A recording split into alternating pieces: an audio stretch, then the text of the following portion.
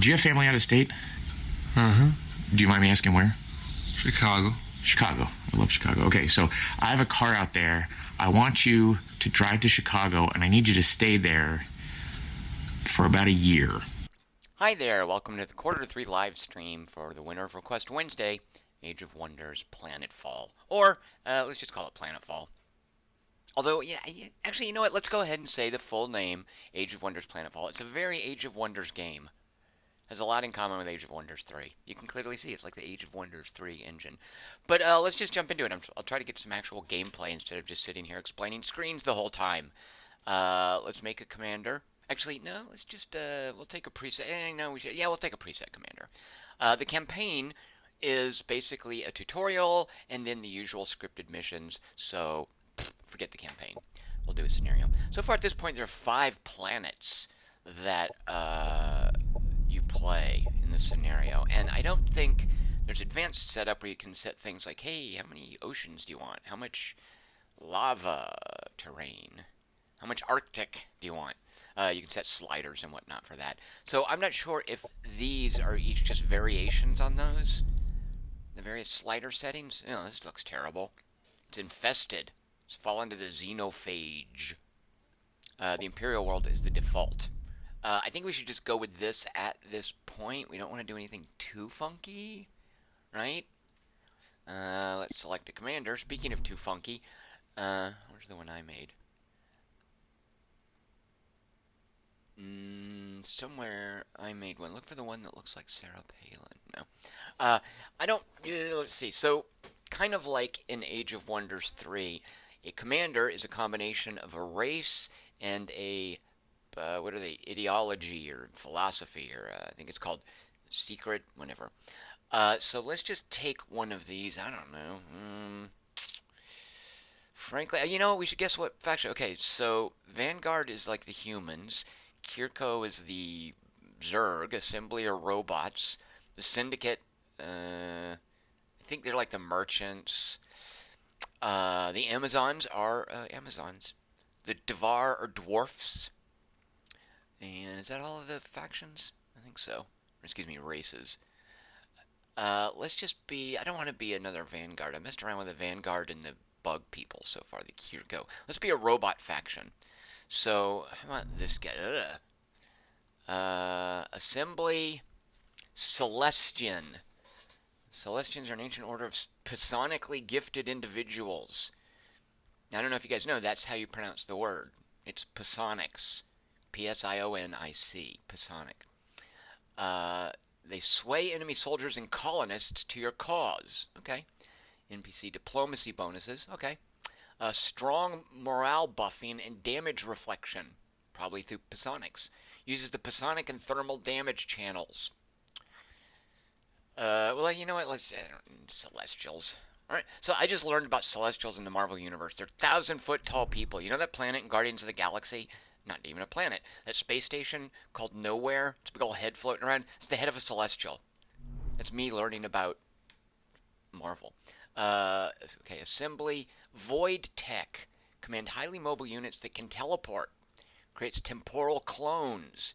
Destabilize and decelerate enemies. Uses arc and kinetic damage. Alright, let's just look at one more before we decide.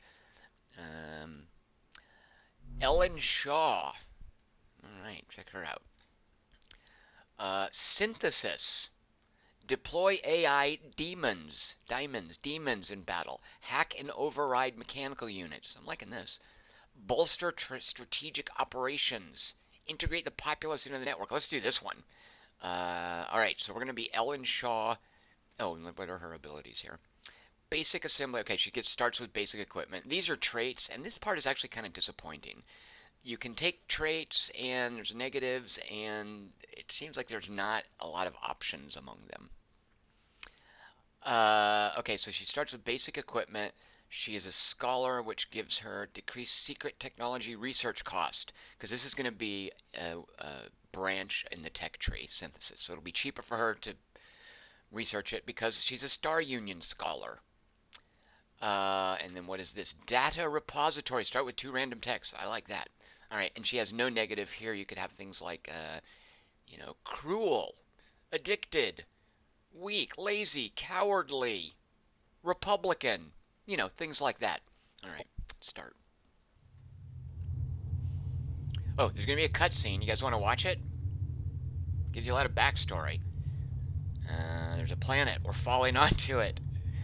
Oops. So then we have to research uh, tanks and whatnot and fight other people on the planet. Actually, I didn't see. Yeah, 6 players. Water 44%, land 56%. I don't know what determined that. I mean, I know that's something that you can set, but I don't know why it's that combination, if that's inherent to the Imperial planet. These are all the objective conditions. We've got all of them in play. Here's our commander again. You see that? Okay, backstory, backstory, text, backstory, text, text, backstory, backstory, exposition, exposition, backstory, text. Okay, there, I read you all that. All right, here is the cut. Oh, no, there's not a cutscene. Here's our little landing craft, our planetfall craft. There, we fell onto a planet. Here's some shrikes. All right, let's kind of get a sense of where we are. Here's a body of water down here. All right, we're in the basic foresty areas, mountain, fungal, forest, fungal. All right, mountain fungal. A lot of fungus among us. A mountain. Can't do squat with mountains. Although the dwarf people can actually, I think they can like terraform mountains. And then what is this? Oh, I think this is NPCs. Yeah, and then we're right next to some NPCs. I think these are NPCs. We'll find out. All right, so here's our starting group. Here's our commander. Let me just take a look at her real quick. Arc projector and a grenade launcher. All right, what does that do? Standard range. Okay, so it's a standard weapon. Big whoop. Mind control immunity. Overwatch, of course. Scavenge spare parts. The assembly restore themselves with parts taken from fallen foes. Okay, I like that. And then here are just her basic stats. Alright, who are her basic troops? We have a Vorpal sniper and some scavengers and an inspector. Alright, let's see real quick. The scavengers, claw slash. Ah, they've got shotguns. This looks like a motley group of cyborg Borg kind of things. Arc resistance. So let's see. That's not an arc weapon though. That's just a regular kinetic weapon. Assimilate. This unit repairs its. Okay, so they repair after the battle. One of the things, and these are just their basic traits, which some abilities or functions or whatnot will trigger off of these keywords. They're a core unit, so we can build them anywhere. Who is this Vorpal sniper? Yeah, look at that dude. Vorpal shot, concussive shot, which basically staggers and messes up defenses. Blinding snapshot. Quick shot that fires a blinding flash round. So it's an attempt to blind with a strength of 12 non-ethereal targets. If you're ethereal, you can't be blinded. Okay, so he's just got a badass sniper rifle. Look at that. Ooh, 9. I like that range. Power shot plus 20% critical chance. I like that as well. Alright, so he's just carrying a heavy gun. 45 health, 1 point of armor. Movement 32, which is pretty typical. Movement 40, these guys are fast. The sniper's slowing them down. Got a little bit more armor, a little bit fewer hit points. Let's see what this inspector dude is. He's got an arc rod. It's a regular old ranged weapon. Maintenance repair. Oh, so he's our healer, it seems. Or is our cleric? Alright, far sight. What is that? +1 vision range.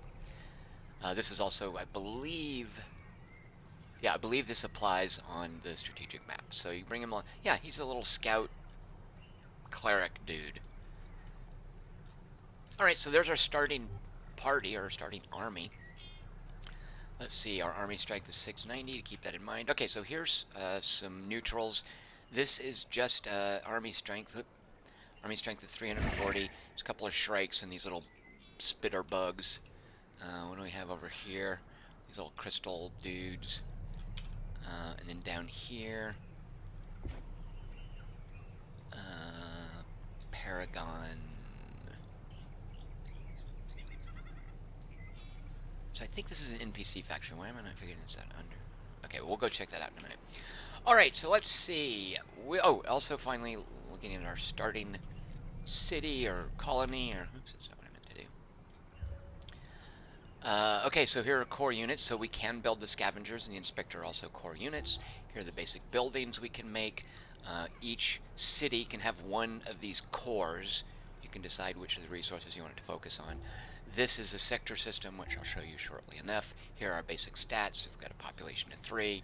This is pretty typical. You put the population in the slots to work on specific resources. And here we can change the name. We'll call it Cybertown Prime. There's me thinking of cool science fiction names. Ponicus, what difficulty are you playing on? Is there a difficulty setting?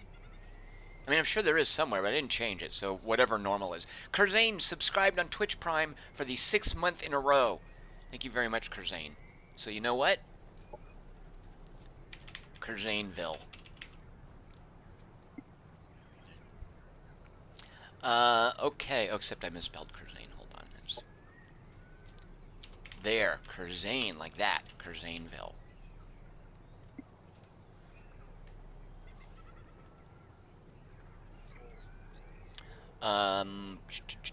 Okay, this particular sector has forests and fungus. Ellen Shaw owns it, and we are the Assembly faction. Alright, so, okay, here are our starting techs. Magnetic energy storage. Actually, a better way to look at these. Let's go into our tech trees. Wait, why can't I go in there? Oh, shoot. I guess you can't go in there on the first turn. That's rude. Objectives. So, there are all of these, like quests or achievements or mini objectives that you can do. Right now, these are locked. We currently have the emissary. Do 2 quests for NPC factions, and then achieve peace with an NPC faction. The first player, on the 6 of us in this game, the first faction to do this wins influence. So that's unity, military, be the first to declare war on NPC factions and kill their armies. Builder, be the first to add a sector, exploit the sector, and then found a second colony. Be the first to expand, you get a free colonist if you do that. Later, these will unlock, and then these are sort of late game things here. Like, for instance, Last Man Standing is a way you win the game. Okay. So, let's just start running around exploring and beating stuff up. Let's fly over here. Let's see. So this guy's sitting on a shelter. When collected, the people in the shelter will join your nearest colony as colonists. That looks good.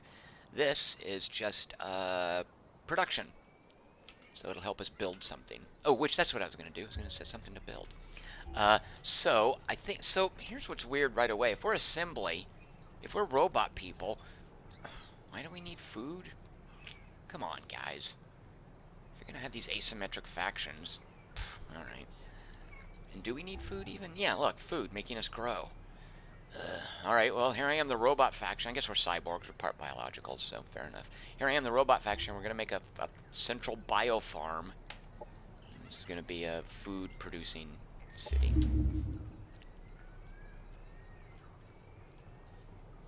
And you guys know this is a typical thing. You can build military units or buildings. You can only have one going at a time, and then it queues up along here.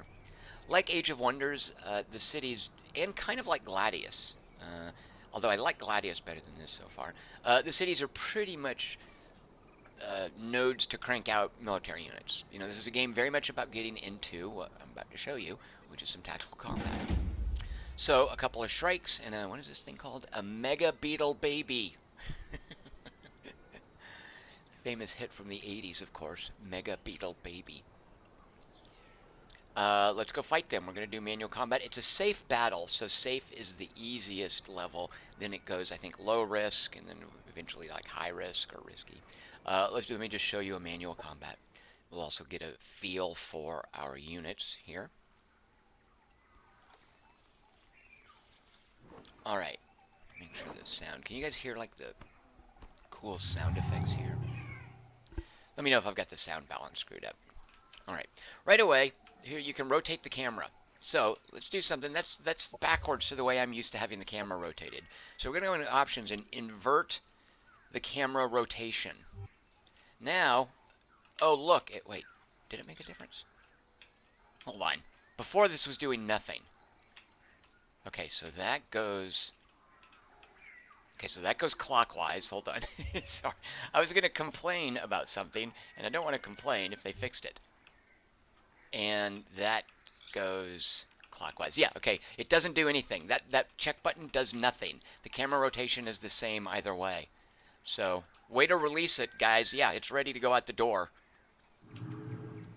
All right, so here we have, do we have any reason to stick together? No, the bugs get a thing called a swarm shield, where if they stick together, they get a shield, 2 points of shielding. All right, these shotguns have a range of 7, I think. Oh, no, 5. The typical range for ranged weapons is 7. All right, shotguns, that makes sense, are shorter range. Which is why this sniper rifle with a range of 9. No, who had that? Yeah, you had that. Is really sweet.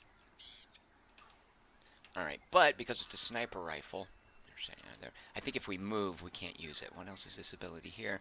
Concussive shot. Yeah, because see, it takes a. You all have 3 actions. These little bars here tell you how many of the actions it requires. We can do. Is this a snipe shot? Yeah, the blinding snapshot. All right, so if we step forward, we can do blinding snap shots, but 25% chance to hit. Let's try. Can you do multiples of these? Yeah. So let's try to blind these guys. There's 5%. Why is it 5%? Why is it so low? Glad you asked. Minus 30% for being in cover. Minus 25% for having hyper armor. Minus 30% for being long range. And that's coming off of a 90% accuracy. All right, so let's do a vorpal shot against that thing. Wait, why didn't it take? Oh, there. Okay, it took a while. Okay, we critically hit. And is this Shrike blinded or... No. I'll show you a cool thing, too. What is this? Oh, surrender. Yeah, don't press that. Look at this combat log. Sweet. I thought we blind things with that shot. Hold on 1 second. Now, this isn't Tom's planning. This is learning the game, by the way. Blinding snapshot. Blind chance to apply blinded. Alright. He didn't get blinded, and I don't see his roll over here to save against blinding. Can you not blind a Shrike? Maybe Shrikes come already blind.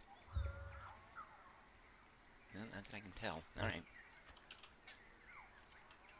Okay, let's creep forward here, our range, and you can see this little dotted line is our range. We have to go 3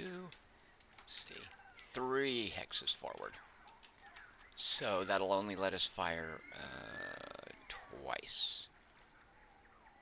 Yeah, it's okay. So 1, 2, 3.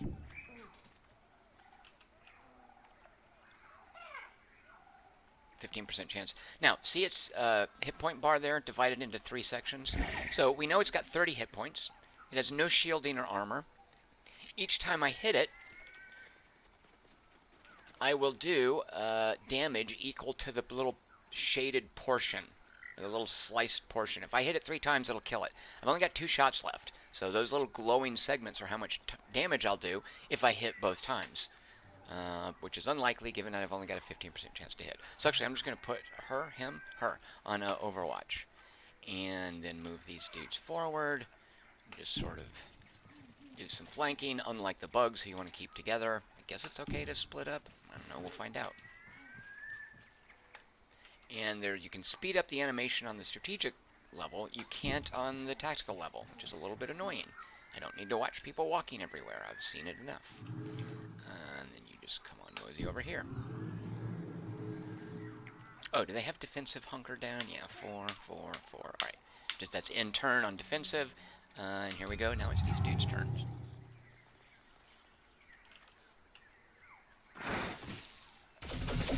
You can see the rolls here.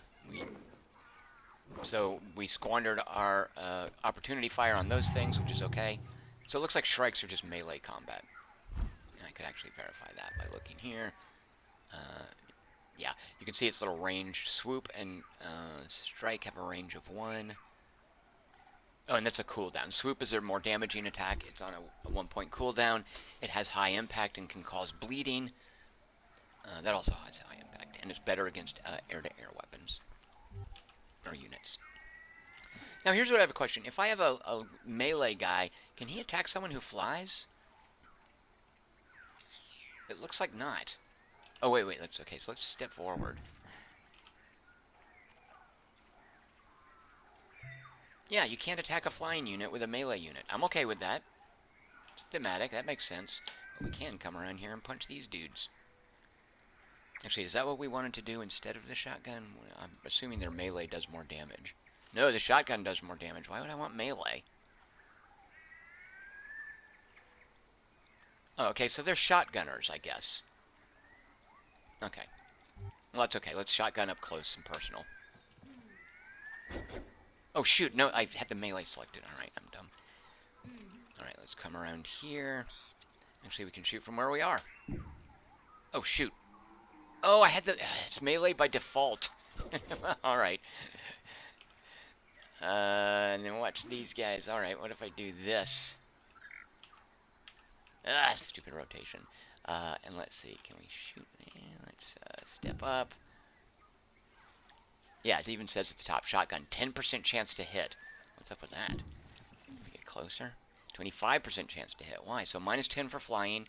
He's in defensive mode, and it's long range. That's long range for a shotgun. Long range is obviously like a percentage of its overall range. I don't know what that number is. Is this long range? Long range times 1. So the shotgun, basically, you want to be adjacent to get rid of the long range modifier? Yeah. All right.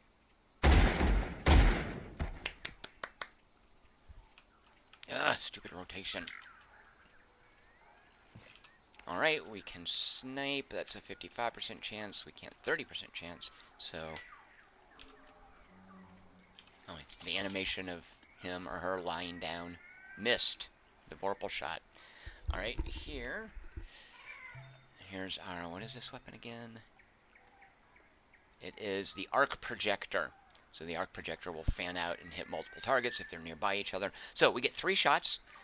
Each one has a 55% chance of hitting, and we'll do almost a third of damage. I don't know if you can tell with this resolution, whatever you're watching, but there's about a sliver of health left. So if we get a crit, we'll finish it off. Otherwise, if all 3 hits hit, this thing will still be flying. Oh, a graze, that's also a reduced damage hit. Alright, that was terrible. Okay, can this thing attack? It can with its arc rod. Alright, 3 hits. Go ahead and move a little bit closer. You can move 1 space before you use up an action. Oh, shoot, no. No, yeah, okay. All right. 3 hits, or 3 shots. There we go. No, really? Not dead? Okay. Is that everybody? I guess so. Alright, I'm ending my turn. See these right here? These are spells. Oh, I'm sorry, not spells. Ops. They're tactical ops, but they're the equivalent of spells in Age of Wonders 3. I'm sorry, you know what? I haven't even looked at the chat. Mike Oberly subscribed in Twitch. Thank you so much, Mike Oberly. Can I name a unit after Mike? Let's see. I'll probably have to do that from the strategic level. Mike Oberly, do some of the ranged weapons have limited ammo? My poison spitters seem to run out anyway. I am not aware of there being limited ammo, Mike Oberly. If it's in there, I haven't seen it yet. And then on YouTube, let's see. Yeah, if you guys have any questions, let me know. I'll try to keep an eye on them. All right, we're not going to waste ops. So ops spend, see this little energy? Energy is basically money. And I've got 150 money, and I've got 2 points of basically bandwidth for spells. But there's no point spending it on this battle because we're going to easily win. And especially when we've only got 150 energy. Later, if we get tons of energy, yeah, it might be worth it. So this thing just triggered off Overwatch there, and we won the battle. So Overwatch, this guy took a little bit of damage. Nice move. Got some XP. Nobody lived. Does everyone get the same amount of XP? 3. Looks like they do.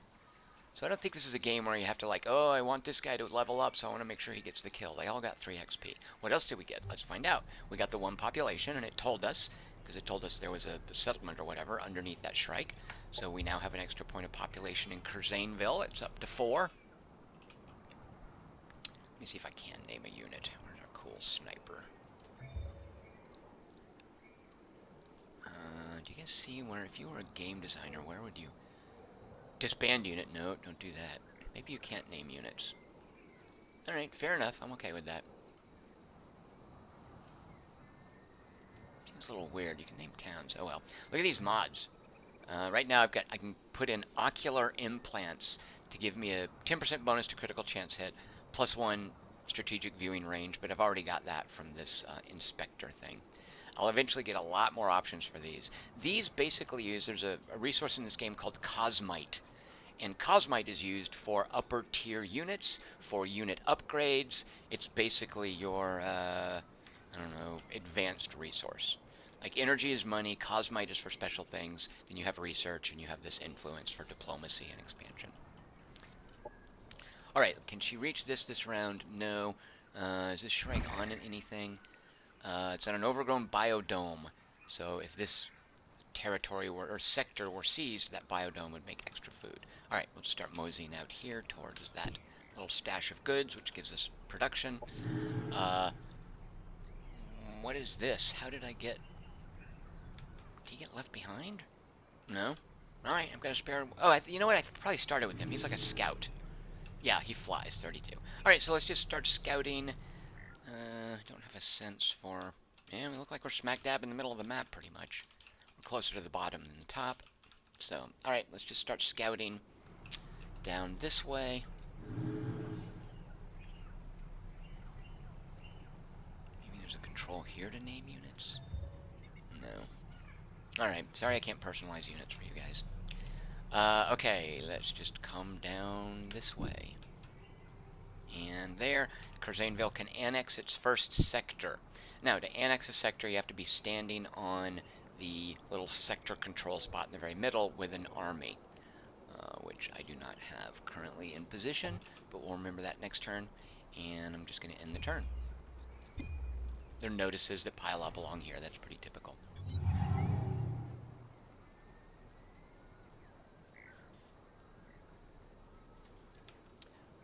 Let's pick up this production. Actually, do I want to... Let's see. Okay, what do I want to annex? That's kind of important. So around here, this will give us any resource. This will give us extra food, so I think we're going to grab that. This will give us extra food, but we can't annex this because it has a landmark. Oh, it's a landmark. All right, it's a bronze landmark. I wasn't paying attention. Landmarks are basically the equivalent of dungeons. And if you go in there with an army and clear out the dungeon, the landmark, I'll click on it, gives you extra special stuff. Here it gives us herbal health supplements, an old Star Union sector base, which gives you extra food and food slots. It unlocks the following building, a nutrition center. There's a nutrition center. All non-mechanical units produced in this colony get extra health. Alright, I like that. But let me just show you, the dungeon has these guys. So it's a tier 2 commander with a tier 2 unit. Alright, and it's stack strength. Oh, 520. I feel like I could take that. Alright, we'll worry about that later. I do want this fungus forest, though. So I'm actually going to grab this first. So Trees of Androids is the name of this area. Here are some hopper hounds, or hound hoppers, hopper hounds, what are they called? Yeah, hopper hounds. And they're sitting on a shelter, which is another population point. And these guys are just on the overgrown biodome, which we can't make use of until we clear them out. So this will now, I think it'll take next turn, right? It doesn't execute until next turn. This will become an active sector for us, and we can develop it and make more food. Alright, let's just keep exploring. Alright. This is a spatial rift that gives you cosmite, which I like.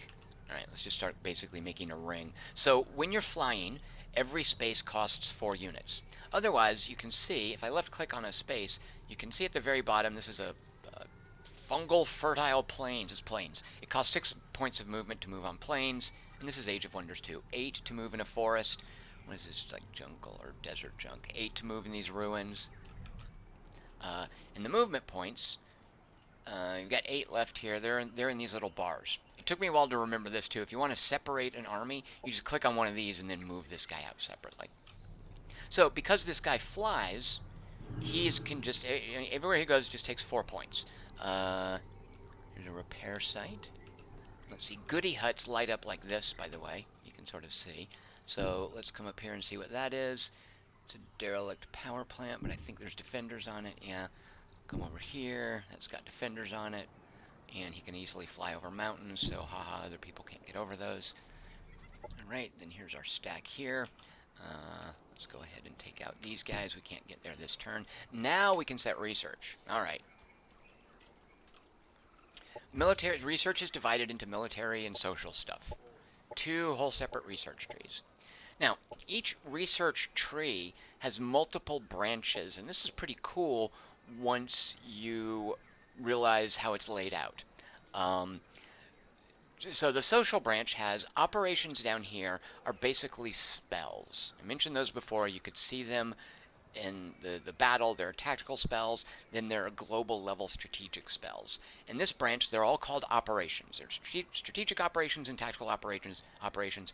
This branch here of the tech tree is all about that stuff, which is pretty cool, and that's consistent. This branch here, very straightforward, all economic improvements. This branch up here, doctrine. Doctrine is what we chose for our, it's our philosophy. Wait, that's not true. Wait, where is it?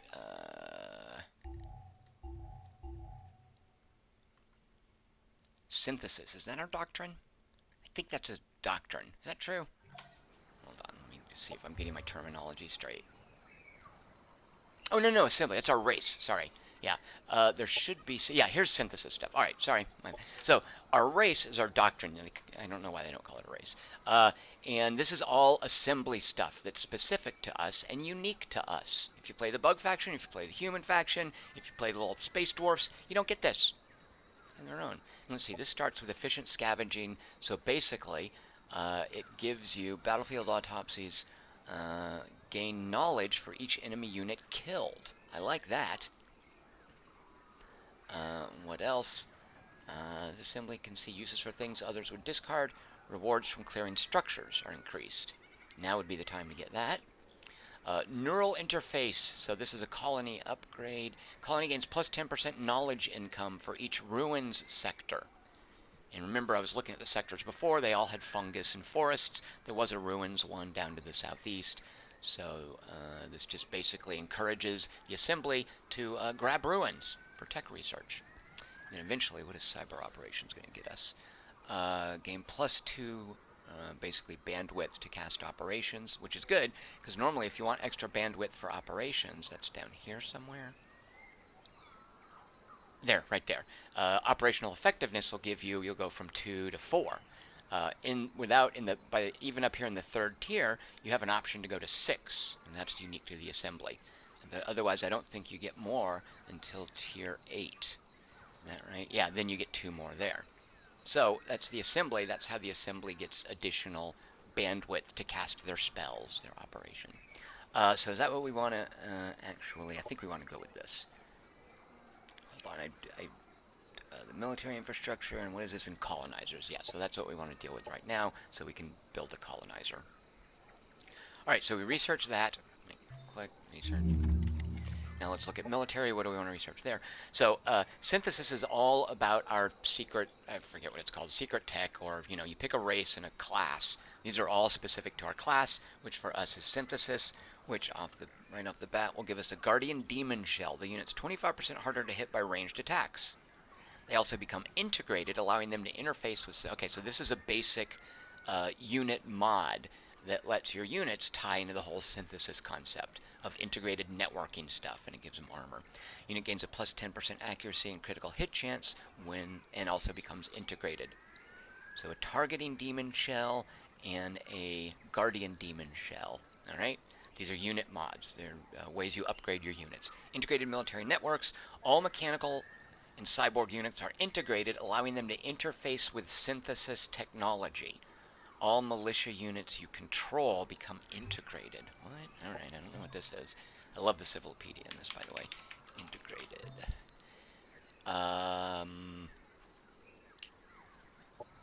It's integrated, allowing it to communicate with synthesis networks and demons. I don't know what that means. Alright, integrated military networks. They're integrated. Okay, that doesn't really help. Okay, that doesn't help. Integrated. Hold on.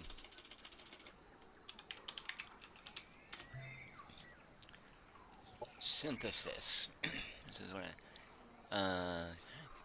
integrate the populace into the network. So I guess it's a keyword that other stuff will trigger off of. Well, I guess we'll figure it out as we go.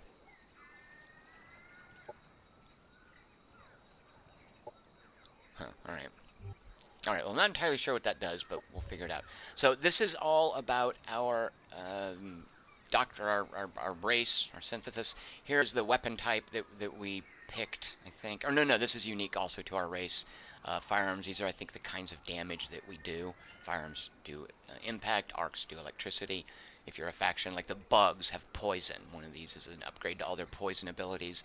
And then assembly right here, this is our race.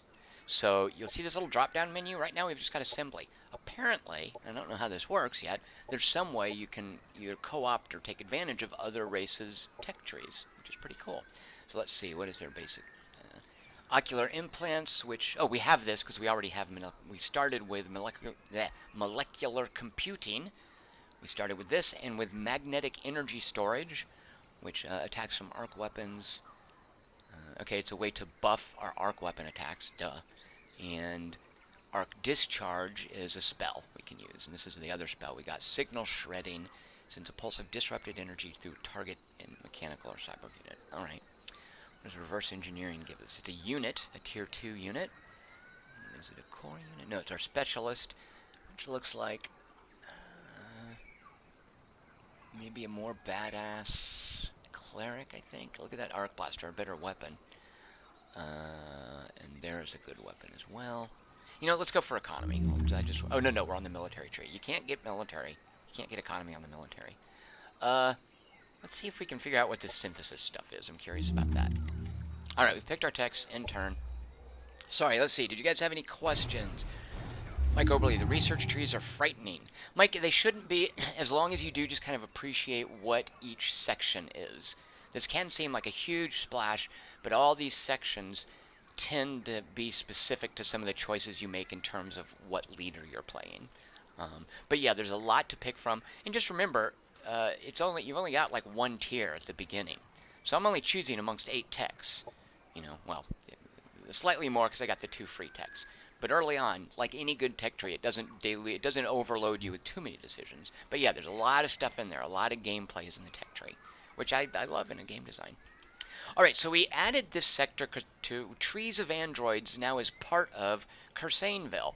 And this is kind of it's kind of like Endless Legends, I think, in that a city, not quite, a city basically appropriates the areas around it. So now that we've got the Trees of Androids sector, what does that mean? Well, when we go into Cursainville, remember here are our military things we can build, our buildings we can build. Here is our sector stuff. We can now, and this is a kind of an odd use of terms, but okay, we can exploit, not develop, not build up, not cultivate. You can exploit a nearby sector, and you choose what you want to exploit it in.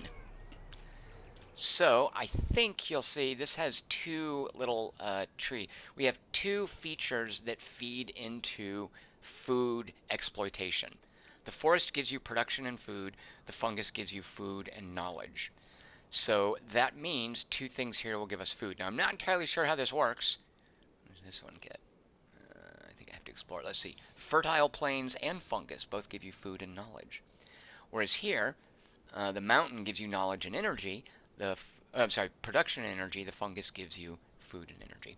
So I think because there are 2 types of terrain here that give you food, and we've got an overgrown biodome, which will give us extra food once we kick the units off of it, we're going to exploit this as a food territory, which we also want to do for early growth. So agricultural exploitation, you can see at level 1, it'll give me 1 additional slot to put a worker into if I want to produce food, and plus 5 food income. And this can be developed above level 1, of course. So there we go. That'll take 2 turns to build. Let's kill these guys. It's a safe battle, so I'm just going to auto-combat otherwise. Oh, hey! Shoot a monkey. Ugh, I shouldn't have done that. Look, it got my stupid cleric. It got killed. Alright, we got a ton of food. I'm going to kill this hound hopper. What is he sitting on? Oh yeah, he's sitting on population. We do want that. It's a safe battle. Nobody's hurt. Yeah, look, he took a little bit of damage. And we have a point of population that goes to Cursainville.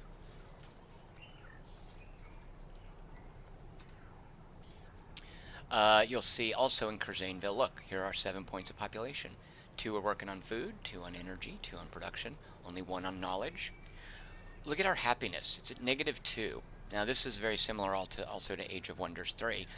Morale, happy. You have morale in a per unit stat, but then you also have happiness for cities. And here we can see that we've got a negative happiness. And as our negative happiness builds up, when we get to 70 negative happiness, we're going to have a negative happiness event, which is like a riot or a starvation or something like that. So we've got 14 turns to turn it around. But this is a cumulative rating too. We are at -14. We will have to overcome that. Like when we get a positive happiness, we'll have to make up that -14 anyway. So at some point, we're going to want to give this, and this is consistent across all the basic starter cities. At some point, we're going to want to give this colony. Oh, why don't I have it? I guess I haven't researched it yet. It's Frontier Survival. Gives you a recreational dome. Yep, my robot people need farms and recreational domes. But we've got 7 turns before we get another building going. All right. What did I do? Oh, no, that was saying, okay, so she could level up, and if you've played Age of Wonders 3, this will look super familiar. She's got 5 skill points here, and it looks like a list, but really it's a tree. There are things that you unlock by picking other things, and it's not super clear. But suffice to say, it's not just this. So these little, it's color coded too. These blue things are specific to our robot, our synthesis, I guess. So we're going to want one of these. We've got 5 points. Let's look at the expensive. Nanite boosters. All units in the army get +2 resistance to all status effects. So you didn't really get to see it before, but in the combat log it'll show you things like my sniper's blinding snapshot. That's trying to apply the blindness status effect to a unit. And it gives you the strength against which that unit rolls a saving throw. And in the log it'll show you what those rolls are, which is pretty cool.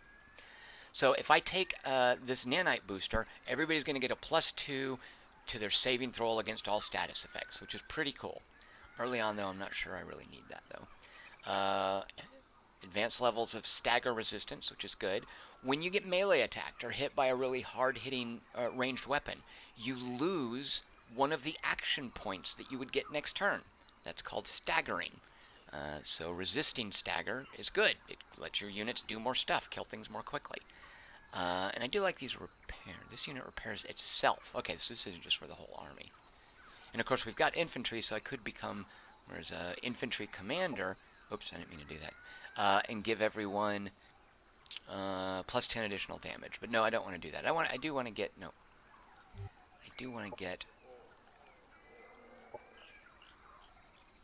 I think.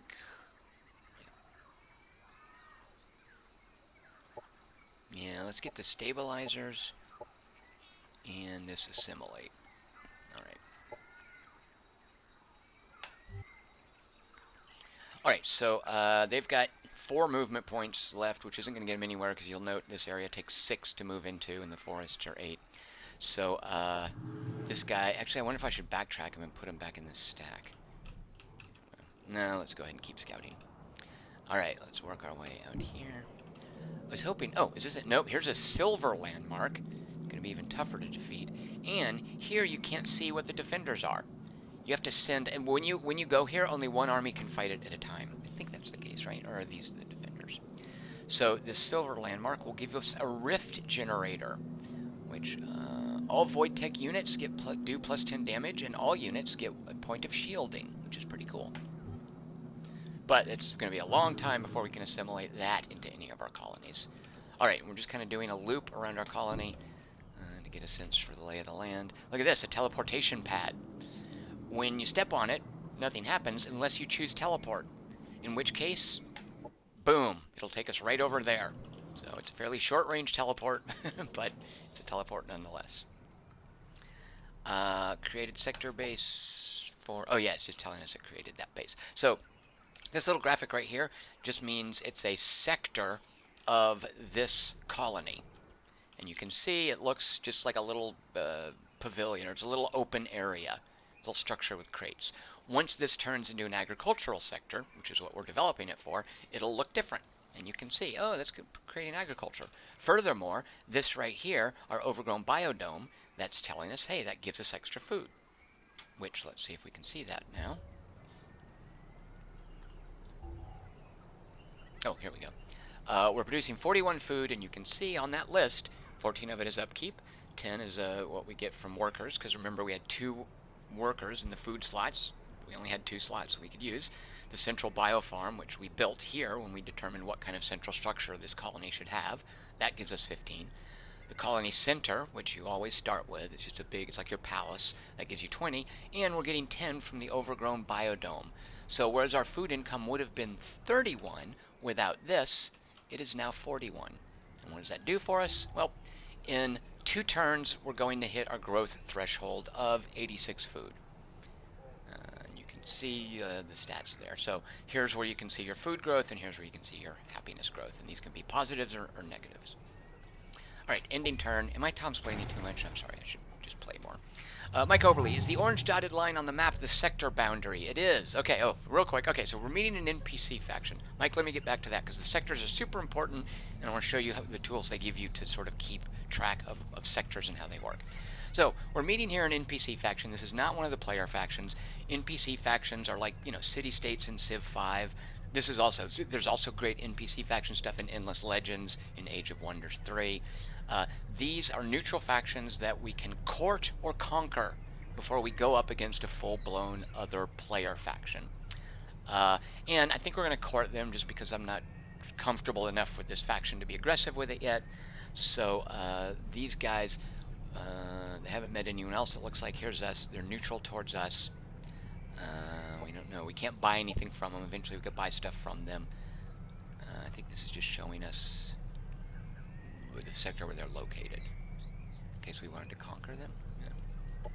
All right, so if we get to 20 favor with them, we hit the next state of friendliness, and then they can start selling us stuff. We can start using influence to buy Paragon-specific units and technologies and items and doodads.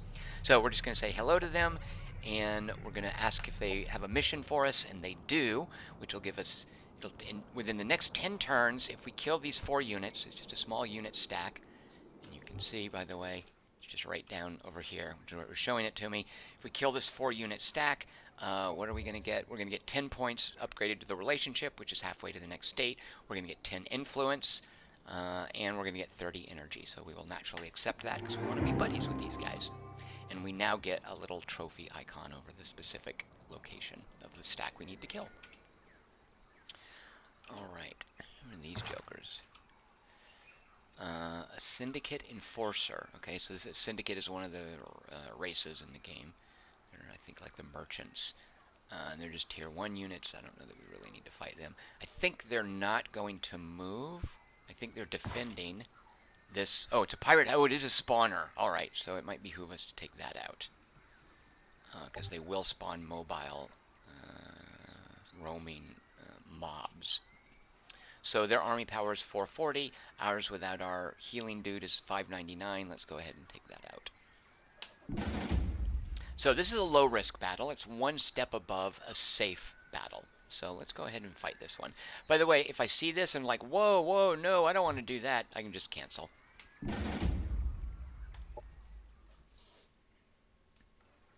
Oh shoot, I meant to show Mike Oberly the sector stuff. I'll get back to that in a second. Alright. Defenders always get to go first. And look how science fiction-y it is.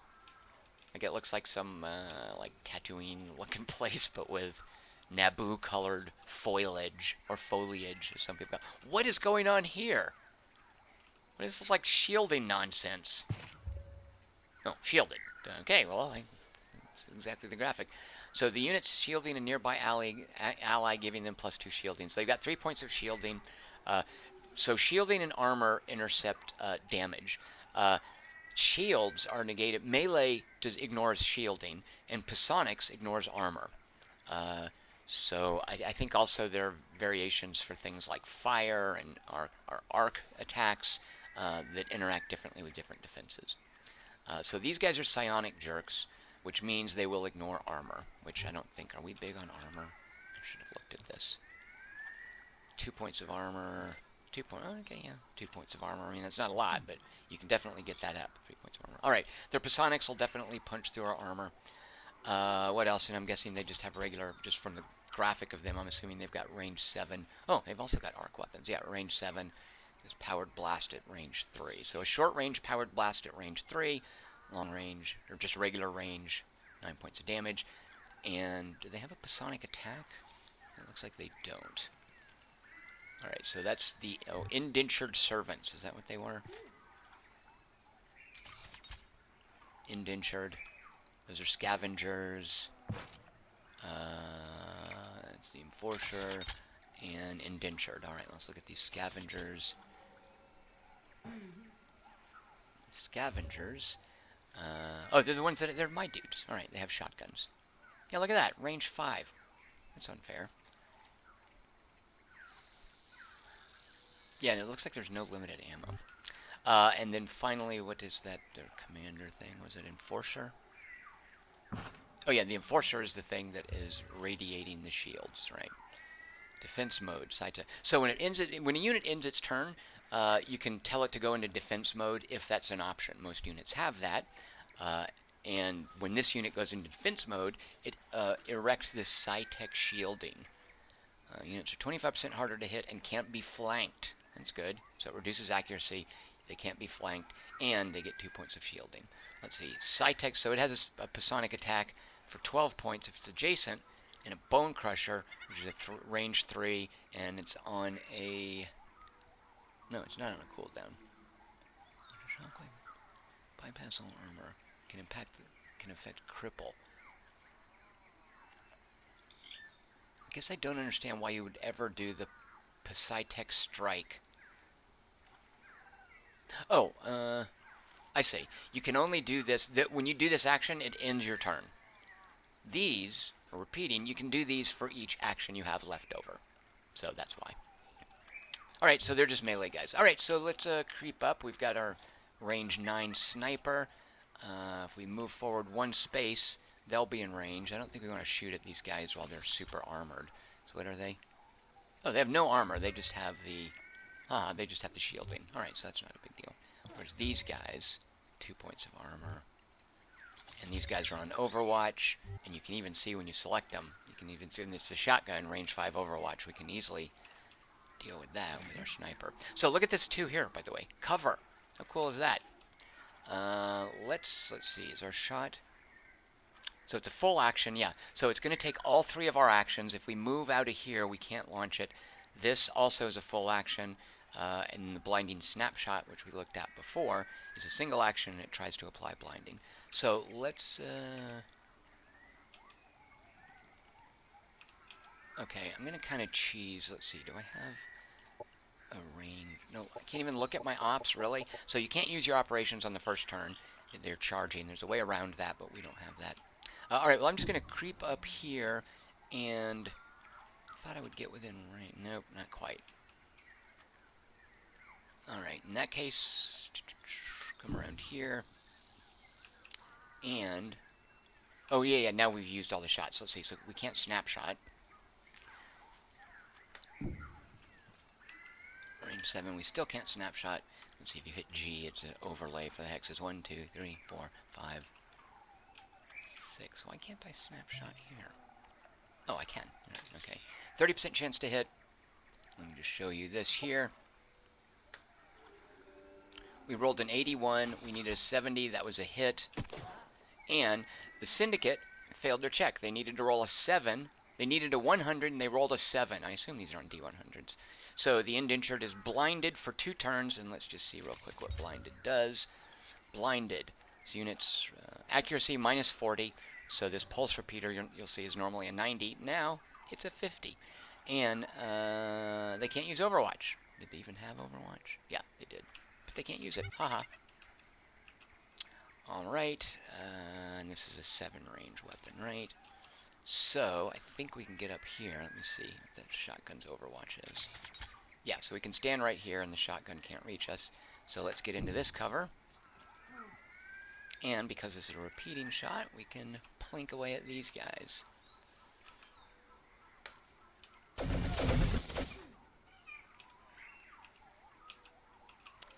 then finally these three dudes.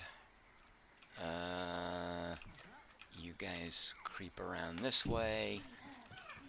You guys creep around this way. And then I guess you guys come up the middle. Yep, and there's me having to wait for the stupid walking animation, which I really don't need. Yeah. Alright. Hazy Silhouette. It looks a bit like an artificially random cover XCOM tactical map. They're definitely going for that XCOM-y thing with cover. I don't think this was in Age of Wonders.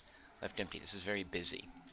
Yeah, okay, I guess you could say that. I mean, there's a lot going on, yeah.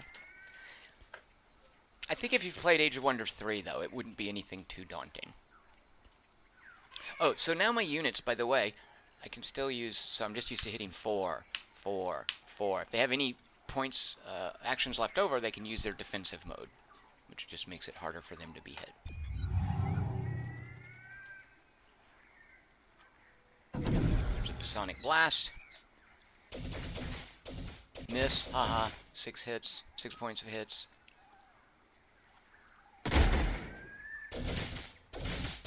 Alright, so they drew fire, that was their purpose. Now it will be time to fall back. Alright, so she can now use this arc projector. So let me see something. How does this arcing work?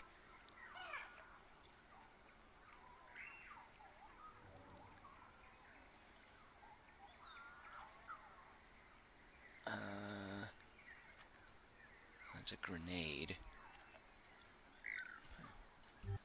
Sorry guys, let me,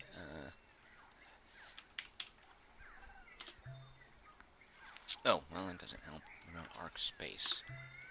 Arc, there you go. There's a blast of arc energy. So is it just electricity? I thought there was something about it would jump to other units. Okay, so I guess it's just electricity. Alright, there's some arc stuff that I think like jumps around to different units, but we obviously don't have that. So 40% chance to hit that for big damage, 35 there. Let's see, do we want to miss 25 there? Alright, let's just, we're hitting hardest here. Graze, regular hit, regular hit. 45, and you can see, minus 45% for being in cover, whereas these jokers, they're flanked and they're not in cover. However, they've got a ton more hit points. They've got 45 hit points to these guys' 17 hit points. We're going to soften them up. Actually, what is concussive shot? 8 points of damage. Chance to apply concussion to a non-mechanical unit. This guy's not mechanical, right? He's a cyborg. Yeah, he's biological. Alright, let me just see what concussion does. If you, like, lose a turn, I want to use that. Ugh. Well, that doesn't help. Concuss is a verb. Oh, because concussive versus concussion.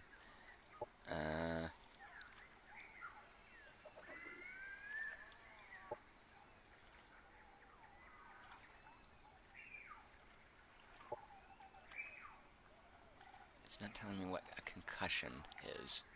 I mean, I know what it is, but what is it in game terms? You know what? Maybe we should find out.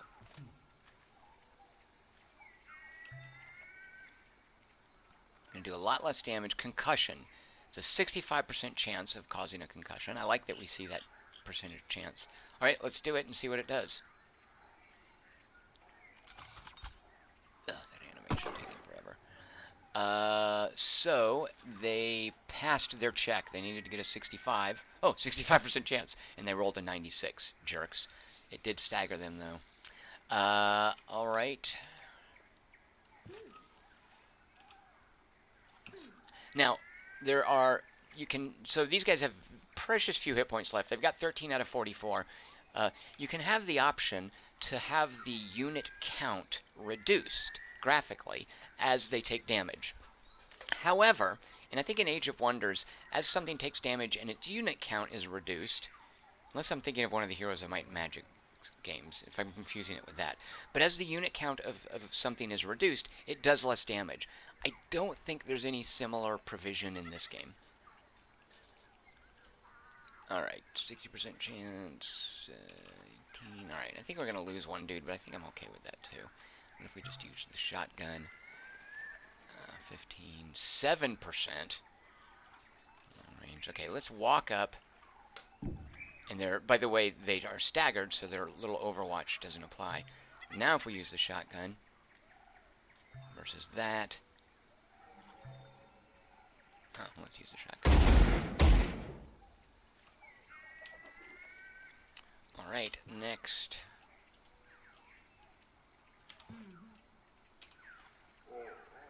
C should center on the unit. It is not working. I guess it's just on the strategic map. Alright, good thing we're flanking. These guys can take forever to get into battle. So they won't have any leftover points to attack. But, so what? How do I get up here, up these stairs?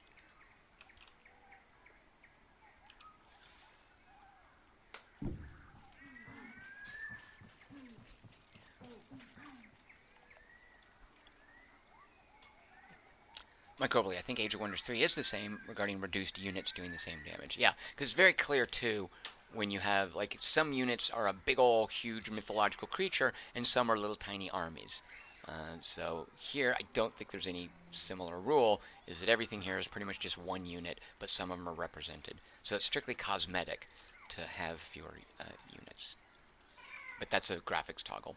By the way, let's see. So I've got 300. I wonder if I could send a pulse of disrupted energy. Signal shredding has a strength of 12. Chance to apply stunned.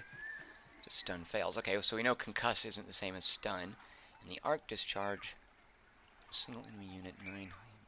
Oh, here, that's what I was thinking of. This attack can jump up to 2 additional targets within 3 hexes of each other.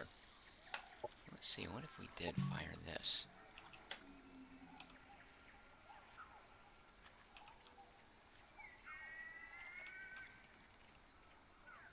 It's a little damage. I mean, I think it's worth it for, although, let's see, what about that stun?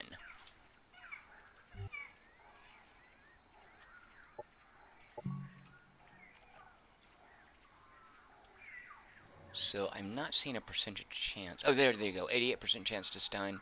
Target can't be affected. Why is that?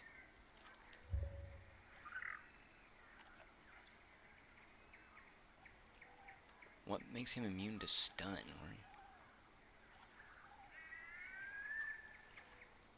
Is it the shield?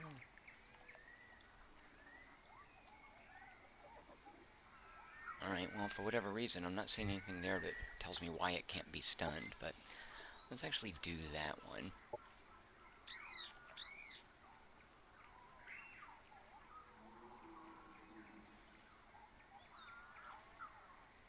Alright, let's try it.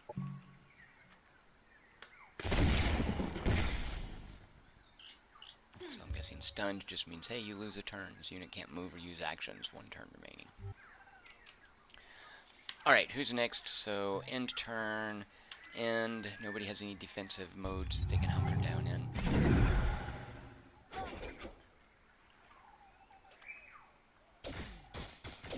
Okay. It's too much to ask that they would survive. Oh no, we're getting flanked.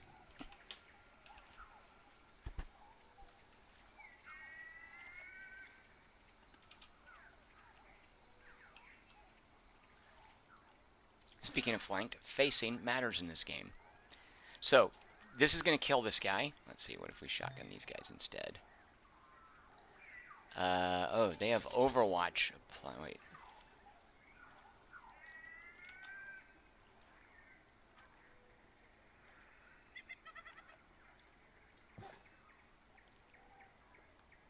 They don't have Overwatch. I don't see the eyeball up there. Impact standard. Well, let's finish these guys off. That's mainly what we want to do. With our claws. And then I bet we can finish these guys off. Yeah, with the claws. So, yeah, because we can only shoot the shotgun once. I think it'll end our turn. Here we can use the claws multiple times. So the claws can do that. That's the advantage of the claws, even though they're range 1. The shotgun is range 5. Okay, speaking of range, these guys are in cover, and they're at long range. These guys also in cover, but let's creep around here. See if it... Nope, still in cover. Alright, let's just go ahead and hit. What was that? A critical hit? Yeah, that was a critical hit. Sweet. And then, can she finish them off?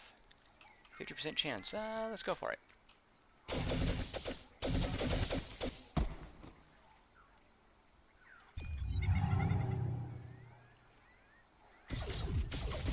So that right there was an impact, like it knocked them back a hex. 70% chance. Now it doesn't matter who gets the kill. Everybody's going to get the same XP, I believe.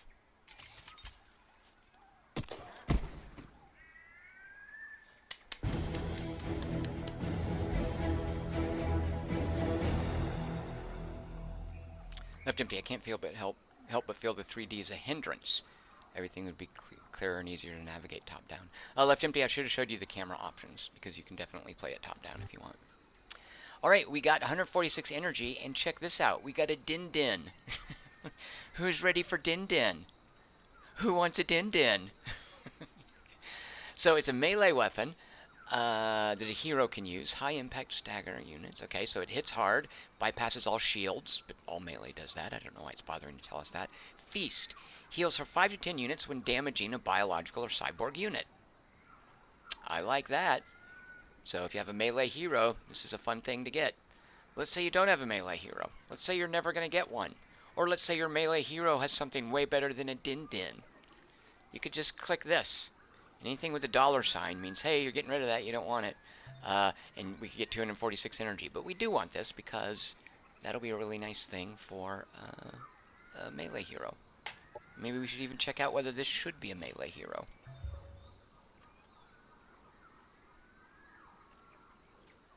She's got a fair amount of hit points.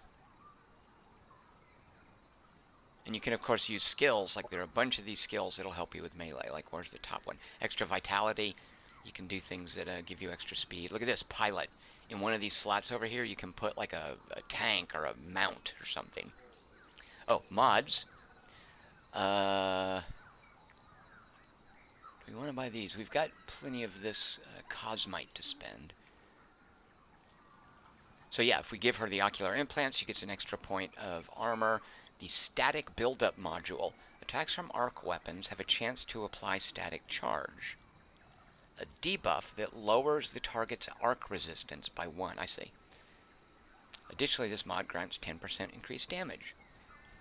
Alright, I actually don't need to finesse that stuff that much at this point in time. And here are all of our... So, here's our Din Din, if we wanted to equip that. And here are things we can buy from the shop. I think Age of Wonders 3 had this. Certainly Endless Legends has that, as you can buy stuff. There's the Vorpal Sniper Rifle that our other dude has. Our guys all have the Scavenger Shotguns. I don't know who has the Arc Sword.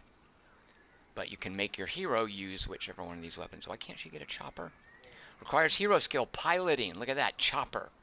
I was thinking chopper like a saw, a chainsaw or something. But no, it's not like a helicopter too. It's a motorcycle. And it gives her 45 points of movement to her current 32, and 2 points of armor, a mounted gun, and a repulsor blast attack, and she becomes a heavy unit, but she needs piloting to get the chopper. Alright, so we're down to 3 units. We've depleted this army a fair bit, but gotten a nice amount of stuff for it. Why did we kill that? I think it gave us energy. Well, okay, so here are the sectors that Mike Oberly was asking about. These little dotted lines, of course, the red is my faction color. You see my little standard here, my banner. This is when you make a hero, you can set the colors. So my color is red and yellow, which here are red and orange, I guess. Here are my borders. Now, the light blue line is the border of other sectors. And let me tell you, when your faction starts in an Arctic area, ugh, it is hell trying to see these.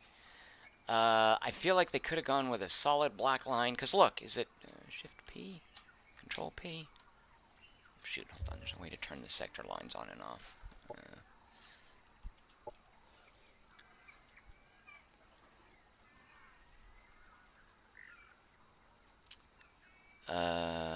Domain, sorry. Yeah, domain view. So there are, wait. Yeah, the lines are now off, so you can't see any of them. And when you hit Control D, they come back on. Womp, womp, womp. I don't know why you'd ever have them off. Now when you zoom out, it's a little bit clearer. You can see the sectors. So Curzainville, here's the colony. This is now a sector attached to Curzainville, and you know that because of the way that it's open this way. If we had another colony here, you actually can't have adjacent colonies. Colonies have to be separated by at least one sector. The sectors belonging to that colony would graphically show. Like it specifies, okay, which sector goes to which colony and who owns it. So yeah, all of the sector stuff in this is like if I want this area, I just go here, and I can't call it. The size of the colony determines how many sectors it can assimilate. I could, if I wanted, just build a forward base here to basically claim it, but that costs 20 influence. I've only got 15. I'm only getting 5 per round. There's no point wasting it. And I can found a colony here once I get a colonizer, which we'll work on soon. All right, where are we going? We want to kill these guys. So that's our quest for the NPC faction. Let's work our way down here. What is that? A terraforming outpost, which is going to be part of this sector. And if we visit it, we gain 2 to all resistances for the next combat. This was also in Age of Wonders 3. There would be these places on the map that if you went there, it would give you a bonus for the next combat. The terraforming sector gives us extra resistance, and these are supplies. We should pick those up on the way. Now, let's bring back our little scout dude, because we want him for the battle, and it's so handy being able to fly over mountains. Wait, why can't I fly there? Oh, I can. It was just fogged. Alright, let's get this guy back over here, because we need him in the army. And what is this? Discovered Paragon Dwelling. The guys that we're working for live way up here? How did we meet them? So, by the way, once we achieve the next level with them, we can buy soldiers, guards, and reactive shielding, which is a mod I can give to any unit to give it +1 shielding. Whenever this unit is struck by a ranged attack, it gains +1 shielding, and it gets +1 shielding. So I could buy these using influence. Normally this is something that only I think the Vanguard faction has, and I can get this by befriending this little NPC Vanguard faction. And and I can spend influence for it, which I don't have a lot of to spend. Eventually, if we're better friends, I can get this Combat Protocol Implant, 10% increased accuracy, and 10% chance harder to hit, plus 10% to crits, and plus 20% to all damage. So basically just a badass across the board implant. Smart rounds, which plus 20% increased damage on all abilities. Very cool. Imperial Mandate. You have the support of the Paragon to restore the Empire. All who oppose you must be crushed. While active, you no longer suffer unhappiness support penalties for being in a war without casus belli. Okay, so if I just wanted to wage war without casus belli. By the way, the diplomacy stuff in this game is pretty hardy. I feel like they've done a pretty good job. And I can buy Fanatic, which is a unit. It's a support unit that does something called Overdrive. Can I open a window? I'd have to look that up in the Civilopedia. Alright. Now, you'll note they're way up here. If I buy units from them, I have to schlep them all the way down here. Nope. If I buy units from them, they appear at my capital. Pretty cool.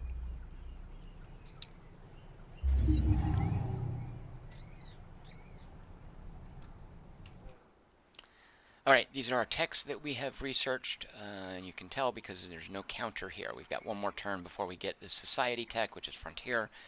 Is it Frontier setup? Yeah, Frontier Facilities. Synthesis Integration.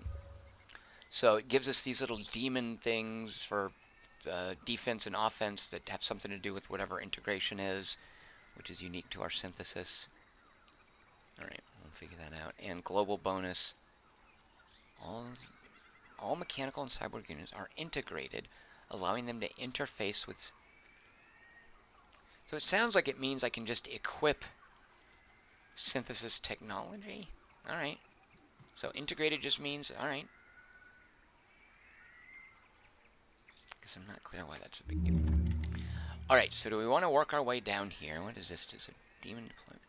Strategic operation. All mechanical and cyborg units in the target army take 20% of their health and damage. Units damaged this way are compromised at the start of every battle. And I don't know what compromised means. I'd have to look that up.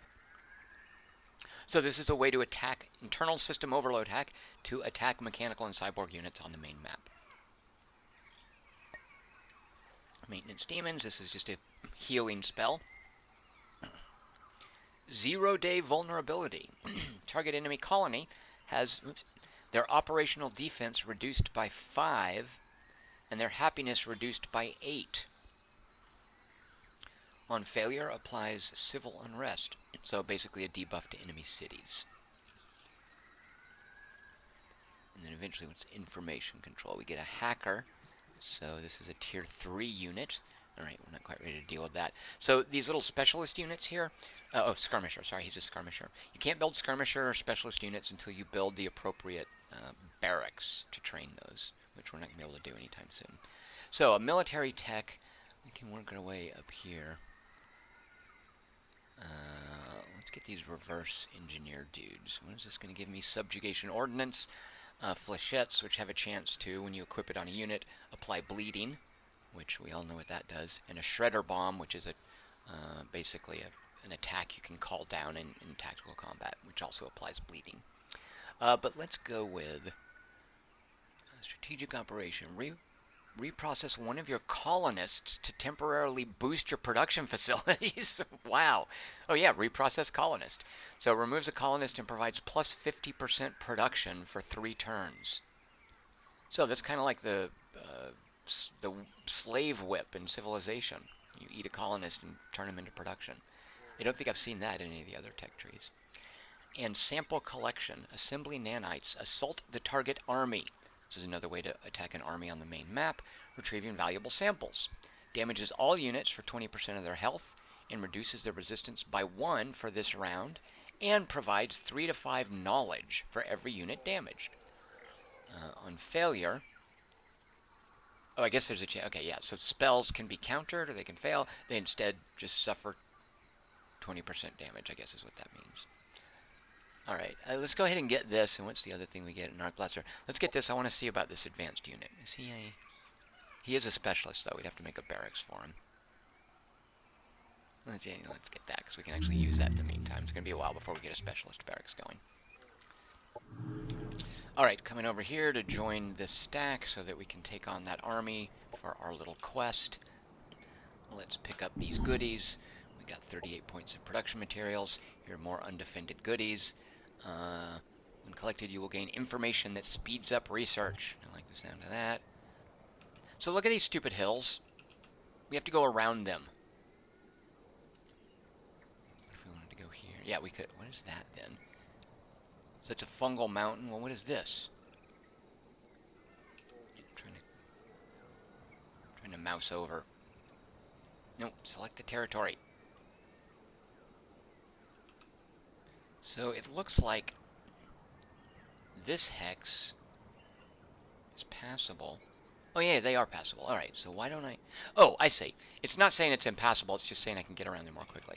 This, by the way, definitely impassable. Well, I can't show you. But these big old mountains get in the way of things that aren't flying, which is one of the cool reasons that... One of the cool things that dwarfs can do is deal with mountains. Space dwarfs. Alright, so let's just work our way around here, and then we'll meet up with this dude. Cruzaneville needs production set.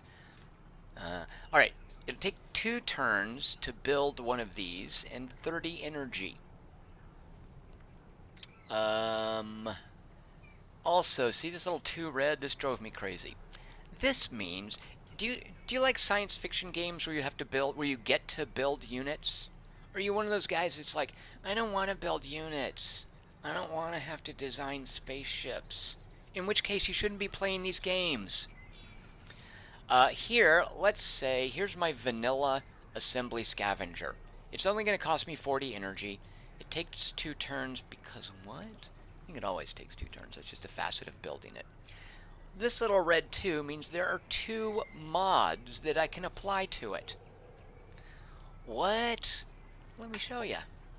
So these are the unit templates that I currently have. You know, if you're one of those people, I don't want to design my own spaceships. Well, here you're designing your own spaceships, except they're not spaceships, they're land units. There are water ships in this game, though, by the way, so that's kind of like, you can design your own water ships. You can design your own tanks. So, and you don't have to do this, by the way. Fine, don't do this and just miss out on all the cool stuff that you researched that you could be spending Cosmite on. So let's change our basic scavenger. Let's make a better scavenger. So I click on this and modify it. Here's just the scavenger. Nothing's different. Here are its stats. What does that do? Here are 3 boxes in which I can put mods. Now I only have 2 mods right now researched. Eventually you're going to get, in another game, I'm like 30 turns in or whatever, and I've got like 6 mods you can apply. It depends on what sort of tech research you do. We can give, oh, I've got 3. Why was there a 2 lit up? Hold on a minute. I might be confused about something. Wait, let me just check something. Oh, 2 new mods that I hadn't looked at before. Okay, that's fair. Alright, just meant that there are 2 that I hadn't looked at since I researched them. Alright, so if we want to then modify our scavengers, each of these boxes can add one of these cool things. And here the targeting demon shell, so the little red 2 is letting me know, because of the tech that I researched, that I have this demon shell, the guardian and targeting demon shell. And I can add them to the mod boxes. There. So now all that, whatever that nonsense was, which is, what again? 25% chance harder to hit by ranged attack, it becomes integrated, allowing them to interface with sensitive. I want to know what this interface stuff is. And +1 armor, which you can see right here. And you can also see 25% harder chance. Oh, integrated, look. Oh, well, no. Where does it show that it's 25% chance harder to be hit by ranged attacks? I guess it doesn't show that. Well, you'll also note now the cost, look down here, is now going to be in 170 production. Oh, that's what determines how many turns it takes. The production. You buy it with energy, the production goes into building it. And it's also going to cost 10 Cosmite, which you'll note how slowly I'm building it up. We can also give it the ocular implants. Also gives it +1 armor, but which is going to be another 5 Cosmite. Alright, we're not gonna. So these are our fully upgraded, integrated demon scavenger dudes.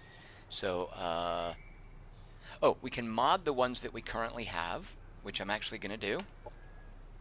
And we can now say the default name, so it's going to want to apply an adjective to the front of this unit's name, so that when I look at the list, I can choose either the unmodified scavengers or the modified scavengers. And what it's suggesting for scavengers equipped with these 2 upgrades is Pro Gamer, Watchdog, Analyst. So it looks like change this icon. I didn't realize you could change this icon. Pretty cool. Alright, we're not going to do that. We're just going to call them Integrated Cyborgs. I don't have the letters.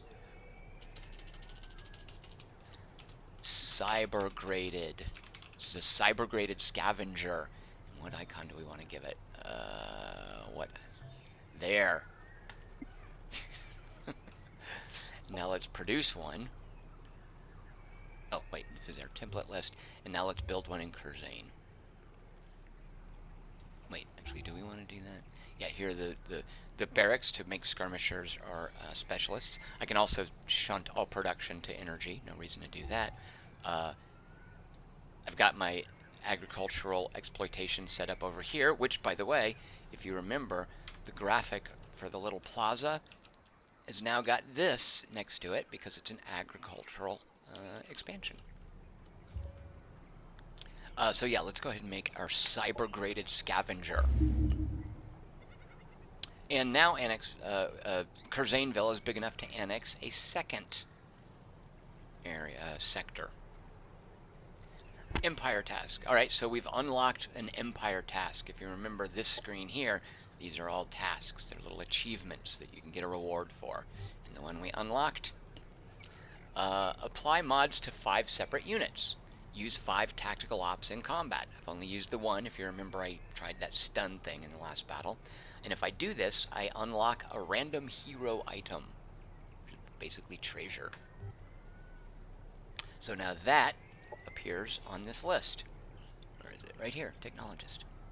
And if I want to track it, look, now it's over here, like a quest tracker in an MMO. Okay, I think that's it for this turn. I can add another sector, right? But remember, I have to have an army standing on something before I can add a sector. Okay, we've researched this, which will give us the recreational domes. I can add defenses, which is what the military infrastructure is, and I can build a colony. Our next society research. I feel like efficient scavenging. Look at here, food development. I can raise my agricultural level in this sector. You know what? Let's actually go ahead and go for this.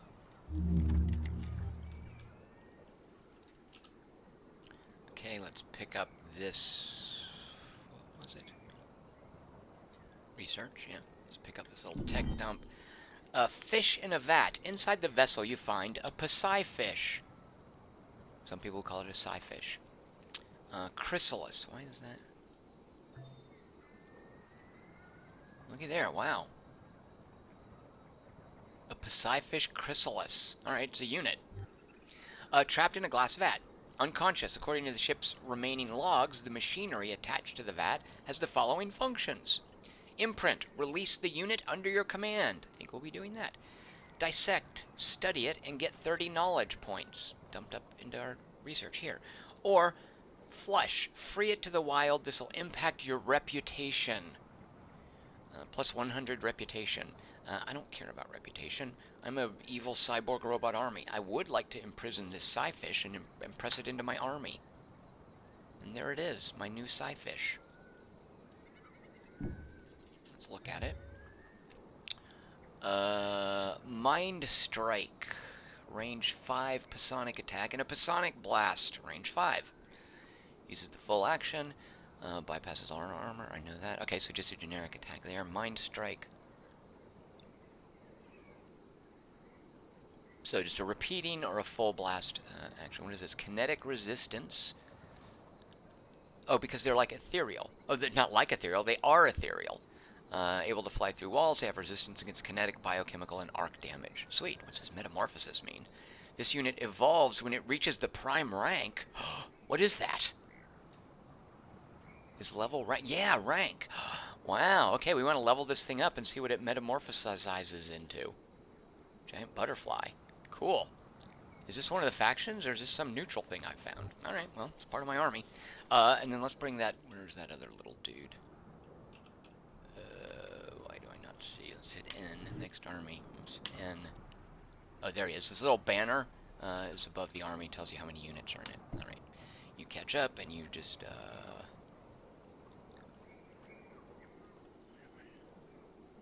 lot going on over here. What is that? It is a neutral settlement. This a settlement, a small independent colony, and what's parked on top of it? A fairly fierce stack. A tier 2 commander, a tier 2 unit, tier 2 unit, and 3 tier 1 units. What is it? Army power 730.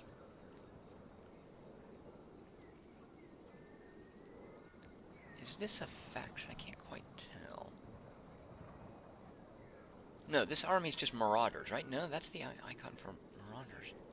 Well, you know what? We'll talk to them when we're over there. We'll find out. Alright, so you guys just maybe walk up one space and then sit tight till next turn.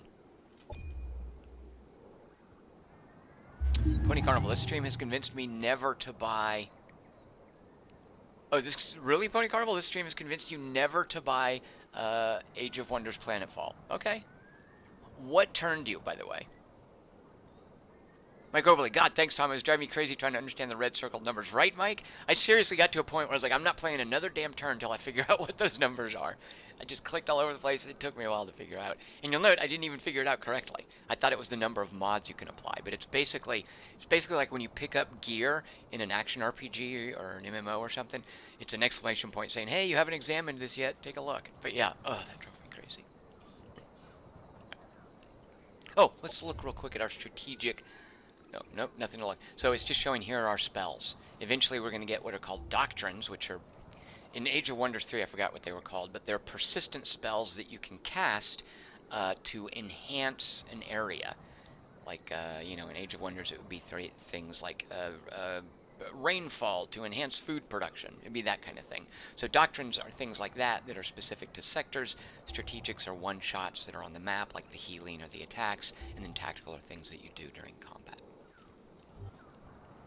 And that's, by the way, what these numbers are up here in the upper right-hand corner. Those are references to your ops. And these are references to my resources. Alright, join the army over here, dude, and let's now fight this stack. Right? Low risk battle, 440, alright. I'm just going to do manual combat because if you don't want to play manual combat, this is not the game for you. Pony Carnival, what turned me is the extremely generic setting, the art direction, the fact that I couldn't figure out why a guy was immune to stun. If you couldn't figure out, I'd be hopeless. And the number of words that are often on the screen at once.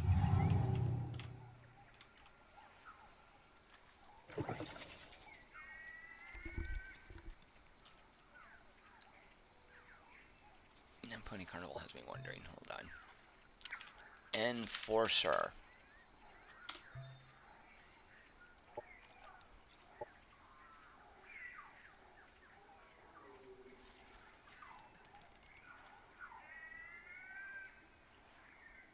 Is he immune, or did he just not...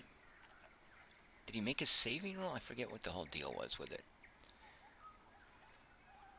Here's something, though. I can't see... Well, is it under... No.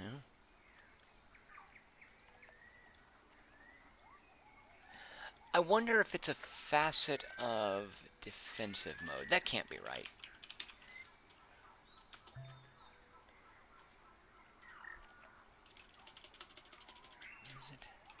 Defend? What is the mode called?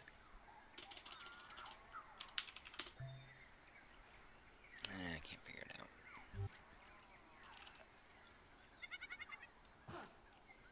Alright. Oh, look at the icons we gave them. Peering over their little heads. Oh, right. So you know what kind of unit it is. That makes sense.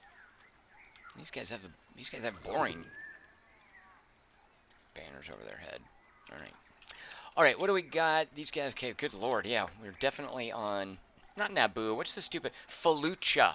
Not Fallujah, but a Falucci or Falucha. I forgot George Lucas's dumb, hey, colorful plants planet name. Ugh. Alright, range 5, we definitely want to keep these guys alive, so I might just actually hold them back. Okay, we're attacking. However, they are, and this will drive Pony Carnival into a fit of pique. He's going to rage at this. We're attacking, they're defending.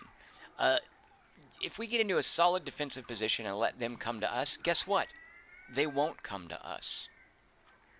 As far as I know, we can hit next turn till the cows come home. Actually, I don't know. Is there a turn limit to battles? I don't know. But check this out. Alright, let's take a defensive position.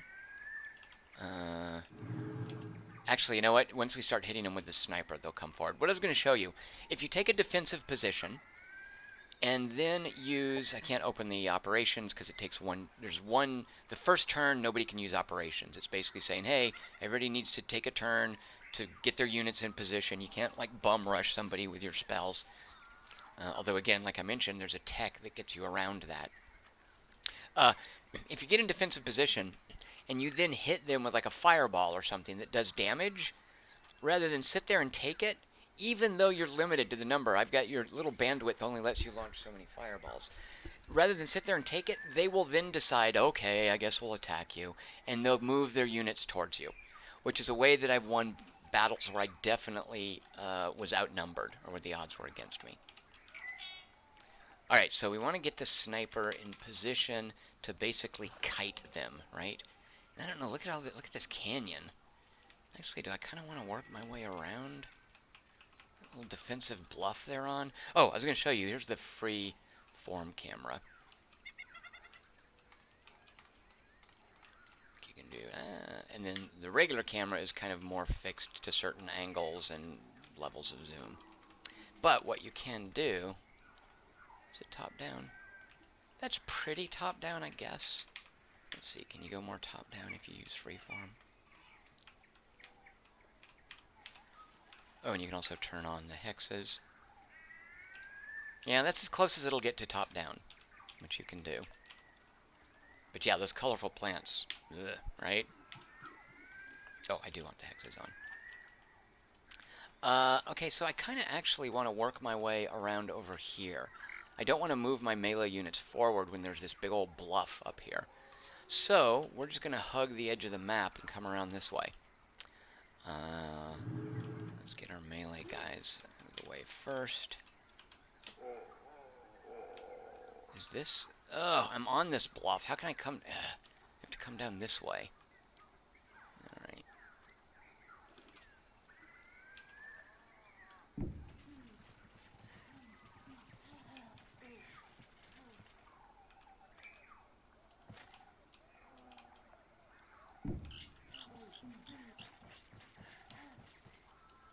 These guys fly? Floating. Traverse every type of terrain except mountains. So if they can float, I'm assuming... Can someone who floats go over a cliff? Let's try this. Actually, it's looking a little doubtful because it's not letting me move past... If I want to come here, it's not moving me around this way. I don't think you can float off of a cliff. Alright, could you even fly off of a cliff? I don't know. Actually, I do kind of want to keep them back. I want to keep these guys alive. I want to see what they metamorphosize into.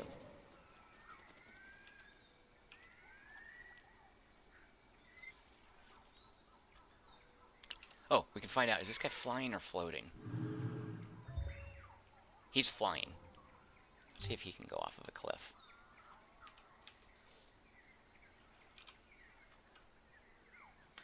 It looks like he can. Okay, because, you know, floating is like a hovercraft. That makes sense. Whereas flying is flying. Okay, I'm alright with that. Alright, so while they're working their way to the left, let's just lay down some covering fire.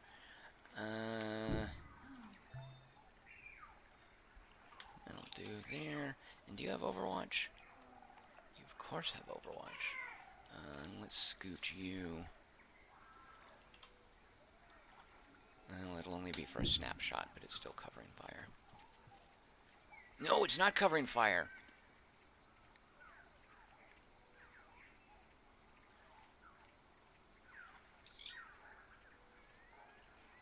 Alright, can you only use these full action shots for covering fire? I don't think that's the case.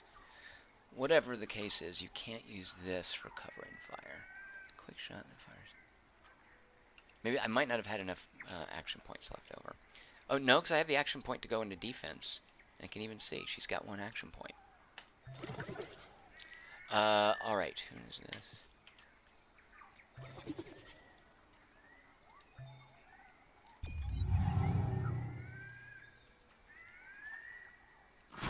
Oh, come on. So, okay, I don't know if you could tell. I'll show you something in a minute.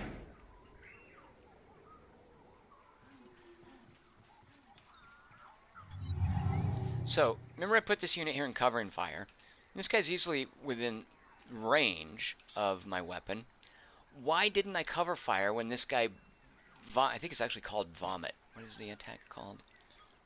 Yeah, Battle Vomit. When this guy battle vomited at me, why didn't I cover fire? Because full cover blocks line of sight. So, see this guy right here? Look, the little pink areas are where cover fire applies. This guy didn't step into my covering fire area. If he'd stepped into it, I would have attacked him, or if he'd been standing there and he did an attack, I would have done covering fire. But this full cover, which, let me undo this, you can see right up there that I'm against full cover in this hex. That blocks line of sight. Half cover, like you can see there, the little short flower, that does not block line of sight, but it does give you the cover bonus. Alright, so since these guys have come off the hill and we don't have to deal with this, I'm okay standing here to fight. So let's see, 95% chance to hit with the Vorpal shot. Let's do that. Ugh, that animation. Aha! So, hey, you just hit it with a Vorpal shot. Why didn't it take any damage? Because, and the log would have told me about this if I scrolled up, somebody cast Absorb Pain. There's a unit called, the bug people have a unit called a Transcendent, and it can do Absorb Pain, which means its target for Absorb Pain, anytime the target takes damage, it gets shunted to the Transcendent, which is this little bug-looking Naga thing over here. So he took damage from that sniper shot. So we have to kill him before this guy up here takes damage. And it clearly shows, if I click and look at it, Transferring Pain. Oh, I think it's only... Wait, Transferring Pain. Any damage dealt to this unit is reduced by 35%. Oh.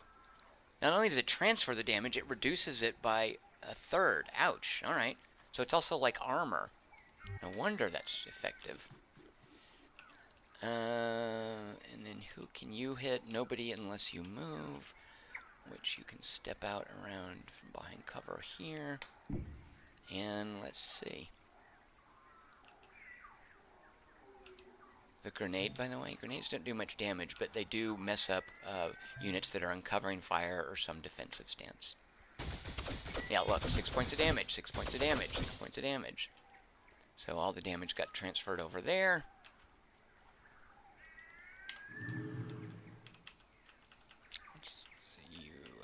This is my little healing dude. You don't want to make the mistake of getting him back. And yeah, look, he can easily fly over this ridge. Let's just have him for the time being. What's the range on this? 7. I feel like these guys would be foolish to shoot at this instead of one of these armies in front of them full of scavengers. So yeah, let's go ahead and plink away at these guys with our arc rod, which will then be transferred down here. And, oh, we almost finished it off. Okay, and you guys can come up here and still have all 3 attacks. So let's do that. It'll finish off the Transcendent that used Absorb Pain, and it'll start doing damage to the... What were they? Frenzied. Yeah, that's the basic bug people infantry. Oh, look, assimilating. We're assimilating. Oh, I love assimilating. It feels so good. It's so delicious. Alright, so... If we go up here and spend 1 movement point, and we can't, nothing's in... Oh, wait. We have our shotgun, right. Let's come up here. Now, the shotgun... Single action. So I think this means my turn ends. But I will do 18 points of damage. So let's see. If I shotgun them, versus if I walked up and did that... Looks like 6 of one, half dozen the other.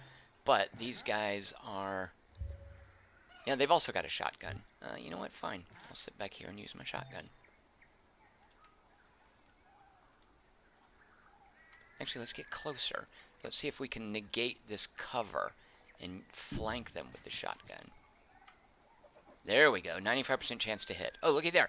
+5 for rank, and +10. They must have leveled up. And +10 for our targeting demon shell. I like the sound of that. Right, so we flanked them, hit them with a shotgun. Now, our Psionic Fishes. Range 5. What is this? Psionic Blast.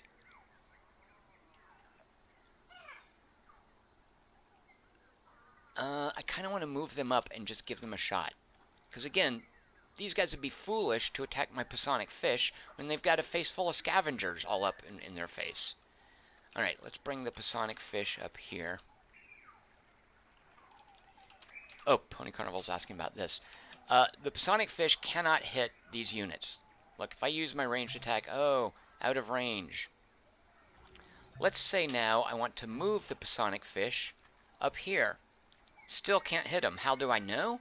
Because when I highlight a hex where they can be hit, and this any good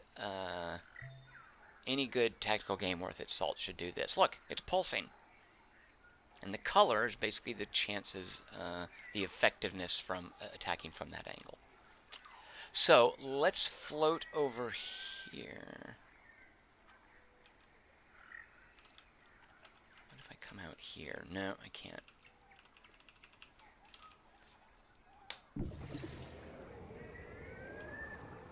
Is that 5, 1, 2, 3, 4, 5? Oh, it is in range.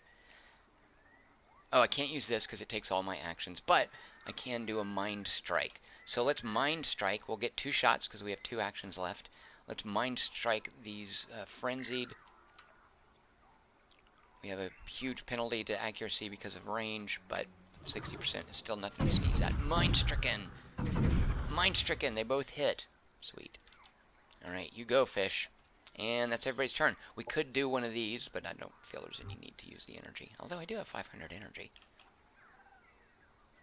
You know what? Let's go ahead and use one. They're fun. Oh shoot, I hit intern instead of operations. Oops.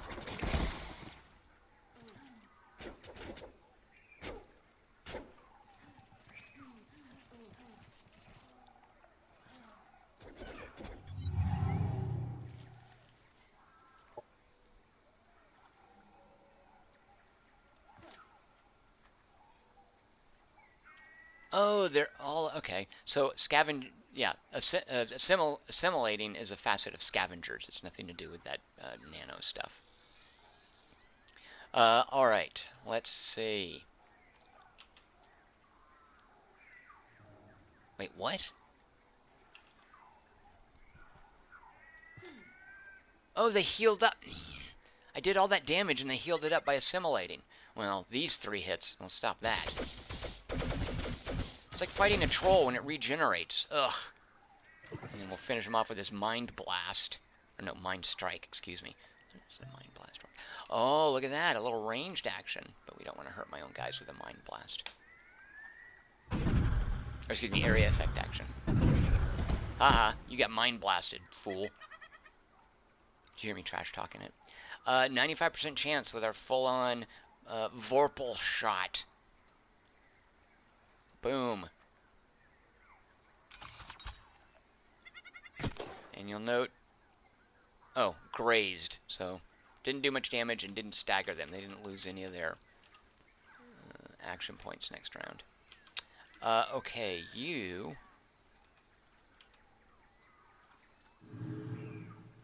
70% chance. I like those odds. Just plink your little, what is it? Arc Rod. Is it just this one unit left? Oh, it is. Right? Why was I thinking this is going to be a hard battle? Critical hit. There's a big to-do around critical hits, which I'm okay with. Nobody took any damage. How much XP are we getting here? 16. Level 2. Alright. Can't wait to see what our Psy fish metamorphosizes into. So, we did our quest. Implant Snatchers. That's what, if we read the text, you would know those guys ran off with some implants. They stole them from the Paragons. These NPCs here. Excuse me. Oh my gosh, this game's put me to sleep. So rude. Yawning in everyone's ear. We got 10 influence, 30 energy, and we're 10 points friendlier with these guys. Which means... Oh, yeah, it hasn't given us... Yeah, now if we look at these NPCs, let's go to the diplomacy screen. Look. Oh, here it is. We're 10 points of favor. Once we get 10 more, we'll be able to be at peace with them, and we can buy this stuff. Oh, even buying stuff gives you favor. I did not know that. I like that. Here, by the way, are the places where they live. We've seen 2 of their places on the map. We can declare war on them. Would your mighty Paragon join us in our war effort? You can only request it when in friendship or integration. There's No valid commander to target. Alright. Are there any issues? Yeah, and there's a cooldown timer for getting quests from them. So in 2 more turns, we can do another quest for them. Alright, where are we now? We just built a, is this a, yeah, one of our better upgraded frenzied. Okay, I want to see what the deal is here. So it's a settlement. We could easily take that army, right? Oh, no, not easily. That would be a bit of a pitched battle. Where's this joker going? Dudes will attack you. So these are wandering pirates. And who are these guys? Oh, that's the Paragon. Okay, so here's the neutral faction. You'll note they have these sectors. They're sitting on really cool items. Like this is a thing here that gives you Cosmite. What is this down here? An abandoned quarry gives you production. So I could either kick them off and fight them, or I can do what I'm doing, play nice, and ultimately become their friends. I want to see what the deal is here.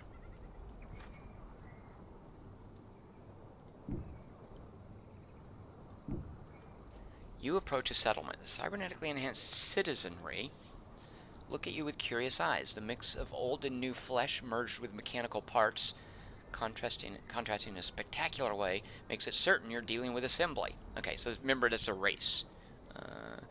They're nothing to us, attack. We have no time for this, which means just don't do anything. Or wait until we get 45 influence and convince them to join us. In which case, I believe this becomes a colony. So let's do that. We're going to get 5 points next round of influence, which will put us at 45, and they will become our buddies. So I'm just going to leave him there to make those arrangements while these guys mosey on. Where do we want to scout towards? I guess let's see this, by the way? That was those pirates. I don't have line of sight to them, but I do have memory that something was over there. And that's what that icon is. So let's catch up with these pirates. Can we actually fight them this round? We cannot. And then he is going to... Yeah, he's going to join this stack. And then we'll use that little floating head to be a scout to unfog more of the map. Alright, what do we want to build in Curzainville now? Yeah, so look at unhappiness. In 7 turns, we're going to have an unhappiness event. So guess what? We have to give our cyborgs a recreational dome. Counter the unhappiness.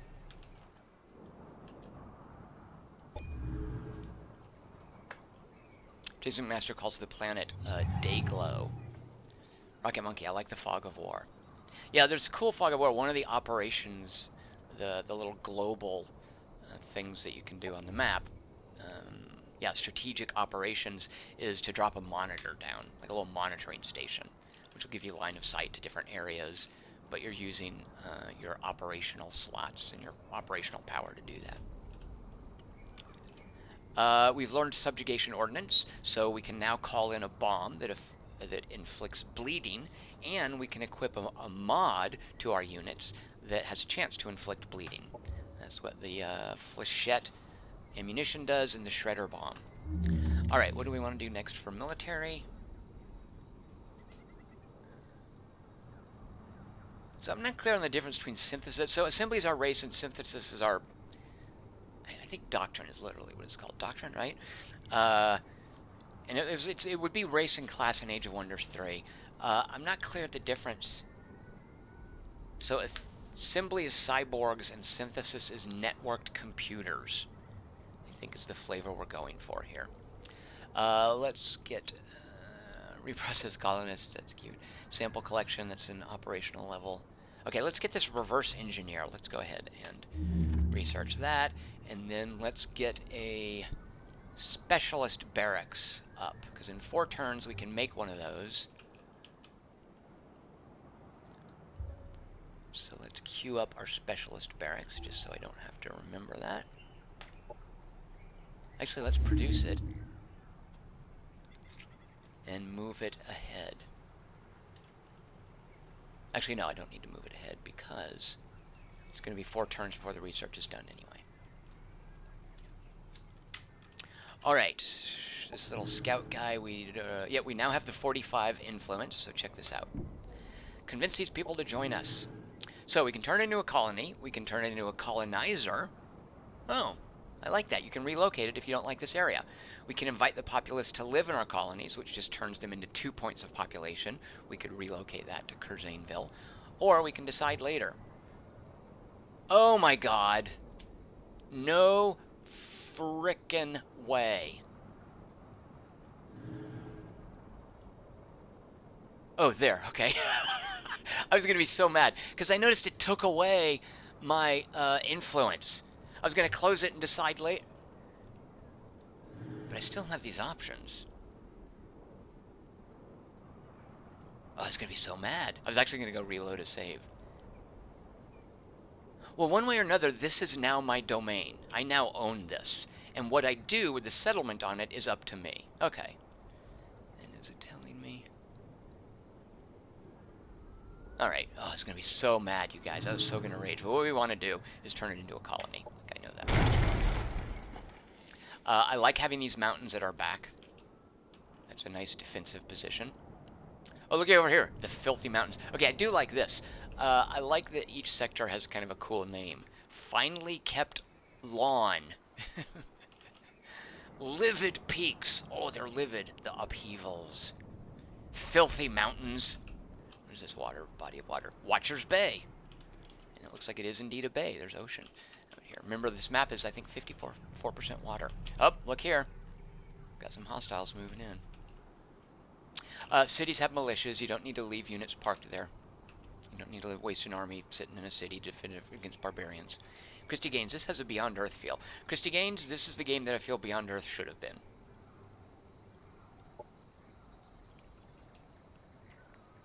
No need to wait for this guy to catch up. I guess we could for the experience. But let's just go ahead and punch these pirates. It's a safe battle, so I'm just going to auto-combat it. Oh, oh, okay. I was wondering, oh, my Psy fish leveled up. It's going to be a while before they metamorphosize, but whatever it's going to be, it'll be cool, I bet. Alright, you join now. We've got a full stack of 6 dudes. Where's something to fight? I mean, I guess I'll just explore. Come out. Oh, look, body of water. This is water, yeah. The retrosail biospheres. Alright, so is this an isthmus or a peninsula over here? Let's go check it out. Now this guy's going to be our scout. Look, we can just fly over these mountains. Whee! No one cares. 4 points of movement, even on a mountain. He doesn't care. Mountains don't phase it. Oh, yep, okay, water. Alright, so,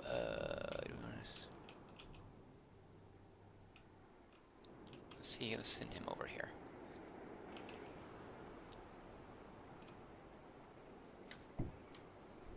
There are naval, naval barbarians, and also naval goody huts. Oh, actually, let's collect a naval goody hut. Let's undefend it, get that. Unknown commander completed the emissary as a pioneer. Wait, what?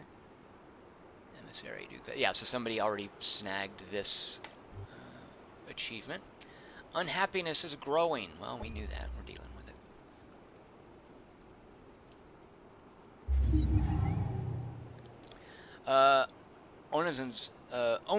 Omzian says, if this is Age of Wonders 3, you can split your stack and get an attack on the wandering army. Oh, I think he mentioned that way back over here when we did split the stack. Sorry, I did not see that comment earlier, Omzian.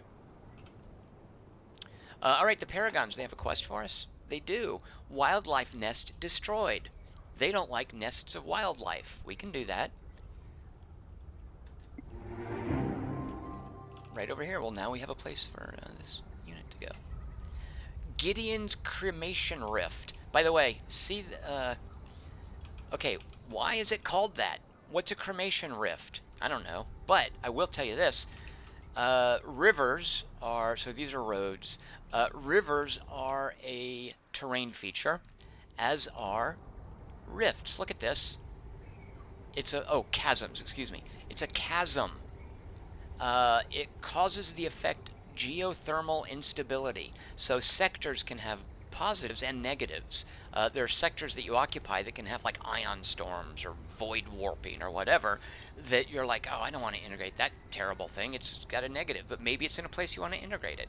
And later on, there are technologies that you can do things like shut down geothermal instability. But this little rift right here, it's kind of the equivalent of a river in that it costs 16 points to move into this hex versus only 8 to move, or 6 into a regular plane. So it looks like the rift is causing plus 10 movement. Excuse me, the chasm. So this is called Gideon's Cremation Rift because, and actually we can look at it here. It tells you right here, there's an abandoned quarry there. It's got geothermal instability, which is a 20% hit to all production. Oh my god. Oh, and this Cosmite Spatial Rift, which is awesome. It gives you plus 5 Cosmite there. So Gideon's Cremation Rift, pretty interesting place to be. But you wouldn't want to do any production there until you can shut down this geothermal instability. Which, by the way, no big deal if you just want to farm it. Oh, but look, there's a quarry there. Quarry does bupkis for you. Well, it actually decreases the penalty of the geothermal instability. Alright, so let's mosey on over to this wildlife nest. We want to punch that for our new friends. That's all the movement we got there. Let's then scout. Let's grab this goody hut floating in the water. The Lost Sentinel. Use the pods to power a sentinel up under our control. Ignore it and loot the pods for 48 energy, or use the pods to free it. This will impact your reputation. Let's take a sentinel. What is a sentinel even? Oh yeah, okay, so it's a floaty, it's like a little tank scout thingy for one of the factions. Alright, and then you can go, actually the sentinel can go scout over this way. King's Cove. Oh! Shoot, was there, I forgot, was there somebody on this? I forgot if there were defenders there, I think there were. Relationship with assembly changed to friendly. Who is this? Oh, that's that faction that we made good with, I guess. Completed builder. Wait. Oh, I got this. I got a free colonist for adding a sector, exploiting a sector, and founding a second colony, if we remember. So, can I just decide where the colonist goes? Looks like not, because this was already a 2. And then we now have the task economist. Research any resource improvement in the economy tree, build sector specialization, and upgrade a sector. Alright. Oh, and these guys, they still have movement. You'll note I can't go this way, but if I wanted, I could still move backwards. So I have to tell them, nope, no more movement, and then end the turn. Oh. Anchor's Drag. Why is it called that? Deep Sea Mining Station. No. That's a good thing.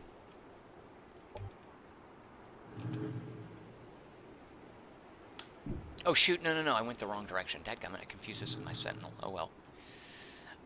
Set production on a new colony. HIVX79, which is, of course, we want to keep that name. That's an awesome name. What do we want to build here? Obviously, the regular stuff. Do we want this to be a biofarm? What kind of territory is this in? Fungal and barren, and it's got roads.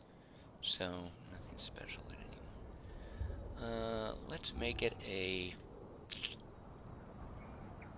I'm not really hurting for anything. Let's just go for production.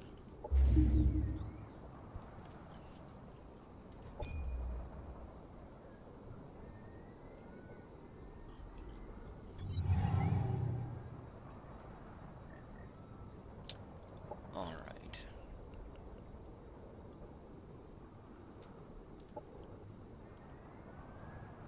Yep, so that's one of the things we had to do, was research that resource improvement for economist.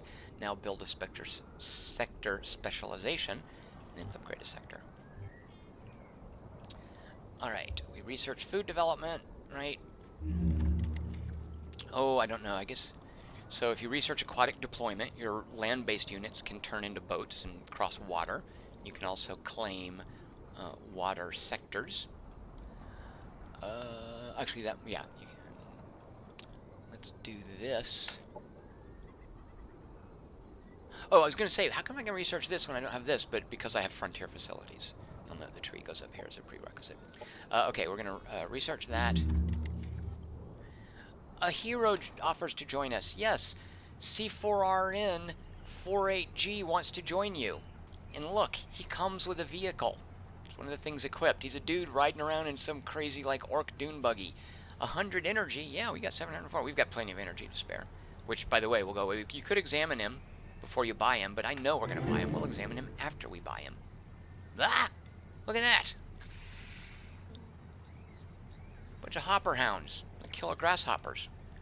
Coming at my main city. Wait, what's their stack strength? 340. 200. Yeah, I don't want to fight him alone. Alright, let's look at this dude. So, he is carrying... a truck.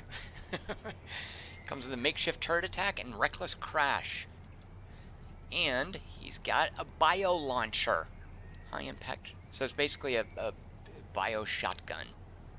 Oh, we can rename heroes. You can't rename units though. And got psionic resistance. Effigy carrier. When this unit dies, it leaves behind a spacer effigy that has the ability to boost ally damage. What? Okay. Well, don't die. Unstable construction. Explodes on death. Scavenge spare parts. Heal 6 after taking... Okay, yeah, so he just heals from battle. Alright. The skill point, like he'll have unique skill stuff on his skill tree. That'll be also one of the ways he distinguishes himself.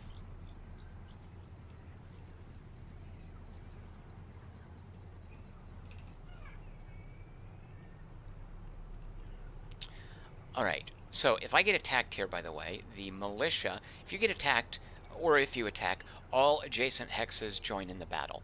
So if these bugs jump my hero, the militia that are inherent in the city, they have a power of 280, will join me. If their power's 280, yeah, I think... Hey! Oh, the militia won't sally out of the city, so they won't join me there. They won't sally forth. Alright, so actually... You hang out in the city until we get a couple of units to join you. Ops ready to prime. What is that? Well, these are the spells. Okay. The Builder. How do we get that? Oh, I guess one of our techs, maybe. By employing specialist teams of architects. Wait, I have to cough. Hold on.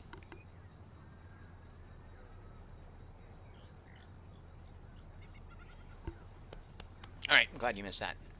By employing specialist teams of architects, we can build faster than normal. Plus 20% on production. Alright, so if we spend 100 energy, and it takes 6 ops to ramp up, and here we're making 2 per turn, we can then drop this onto a sector. And that sector will get plus 20% production for buildings. Oh, to build. Oh, it looks like to build, period. Oh, awesome. However, it will use one of our 1 doctrine slots, which is okay with me.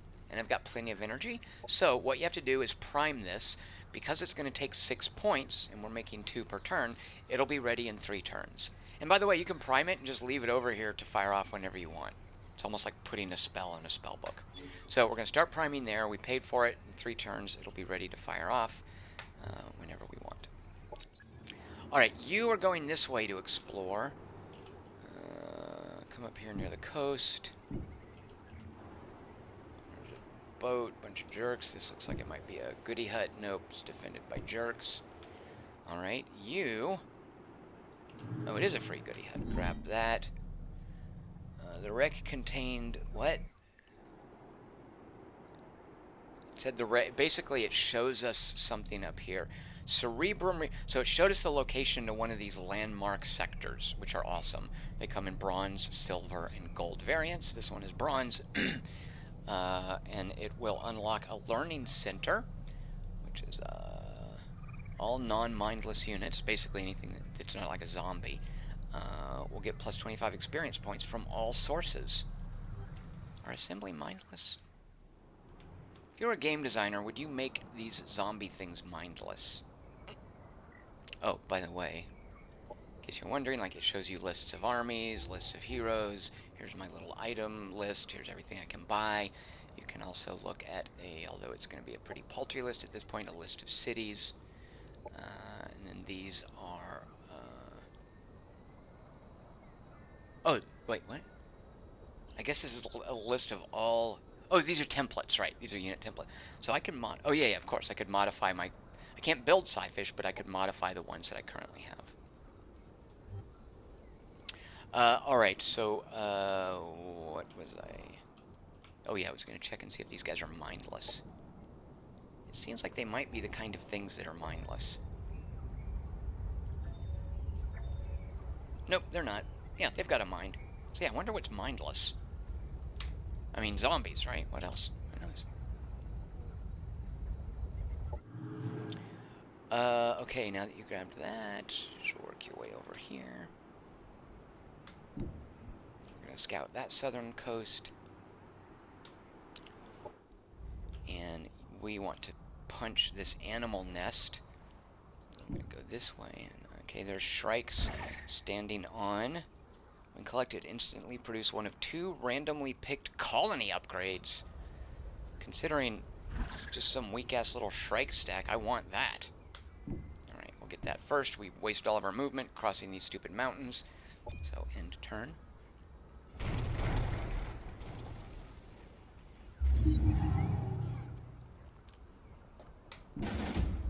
Safe battle. I'm just going to auto it. Alright, do we want to put a recreation dome in our building, which deals with happiness, or a military skirmisher barracks, which will let us build skirmishers, as opposed to, in our other city, we put a barracks for specialists. And I'm actually going to take the skirmisher barracks. Because you have core units, and then you have skirmishers and specialists, which are like upgraded units. And later on you get, I think they're like air units or tanks or something. By the way, look at all the new stuff we can put in. Oh, so assembly is electrocutioner. I guess I just unlocked that.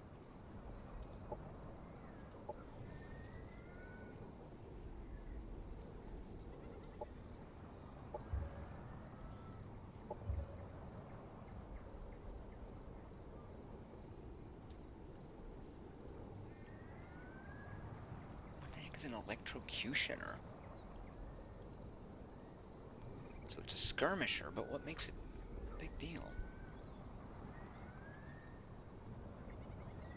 I guess this arc blast. Okay, so it's basically a grenade launcher for lightning. So these guys have, oh, and they have way better Overwatch. No, it's a regular Overwatch. There's like an agile Overwatch. All right, so these are units that have a grenade launcher. Cool. Area effect damage versus the regular scavengers, which don't have that. All right, and we can build those.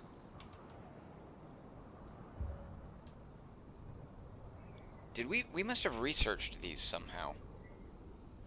Okay, I guess I researched those and didn't pay attention. Let's go ahead and build one.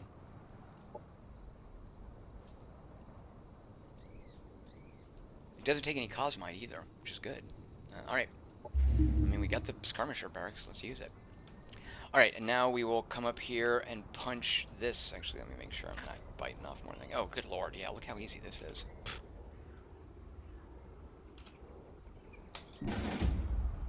Safe battle.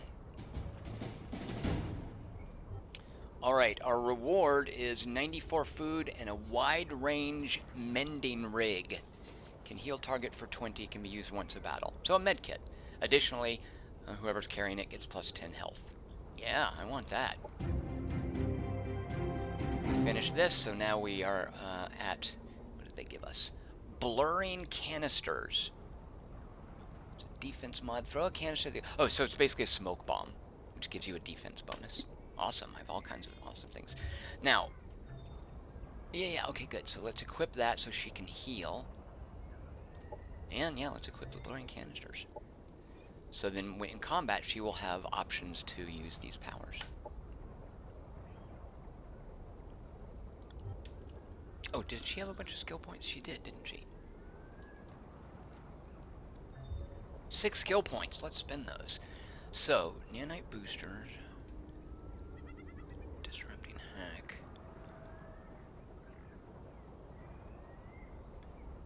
And all units in the army get +2 resistance to status effects. I mean, yeah. Oh, here we go. Things that are locked. Oh, good. So you can see things. What is reassemble? How do I get that? Level 8. Alright. Stunning discharge. Level 6. Should I save up my points? Override demon. Target enemy, mechanical or cyborg, is forcibly infected with a hostile demon that attempts to wrest control of the unit. Oh, so mind control, mechanical, and cyborg units. Alright. As a watchman, gains overwatch on all primary ranged attacks. Which I guess would give me overwatch to attacks other than her main sniper thing.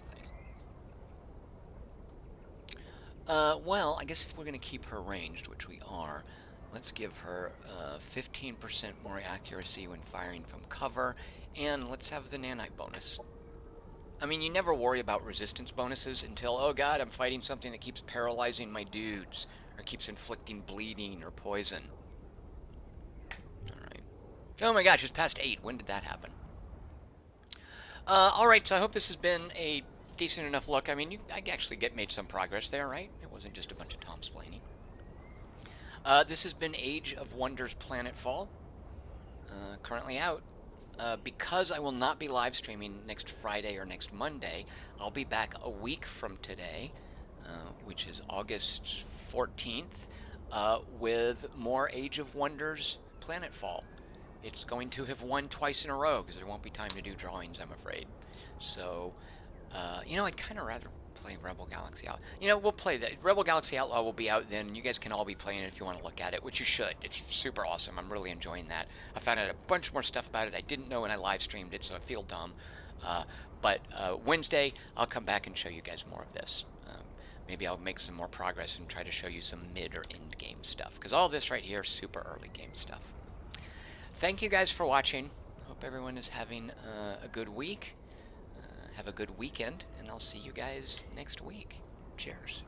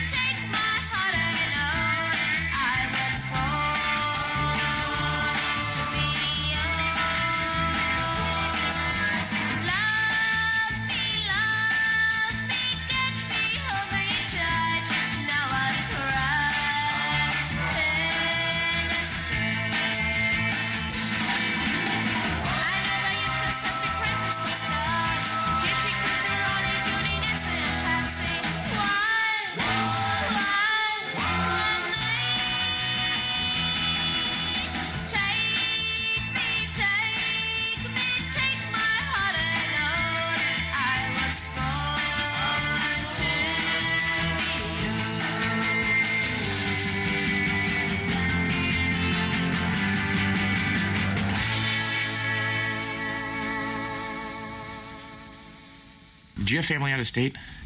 Uh-huh. Do you mind me asking where? Chicago. Chicago. I love Chicago. Okay, so I have a car out there. I want you to drive to Chicago, and I need you to stay there for about a year.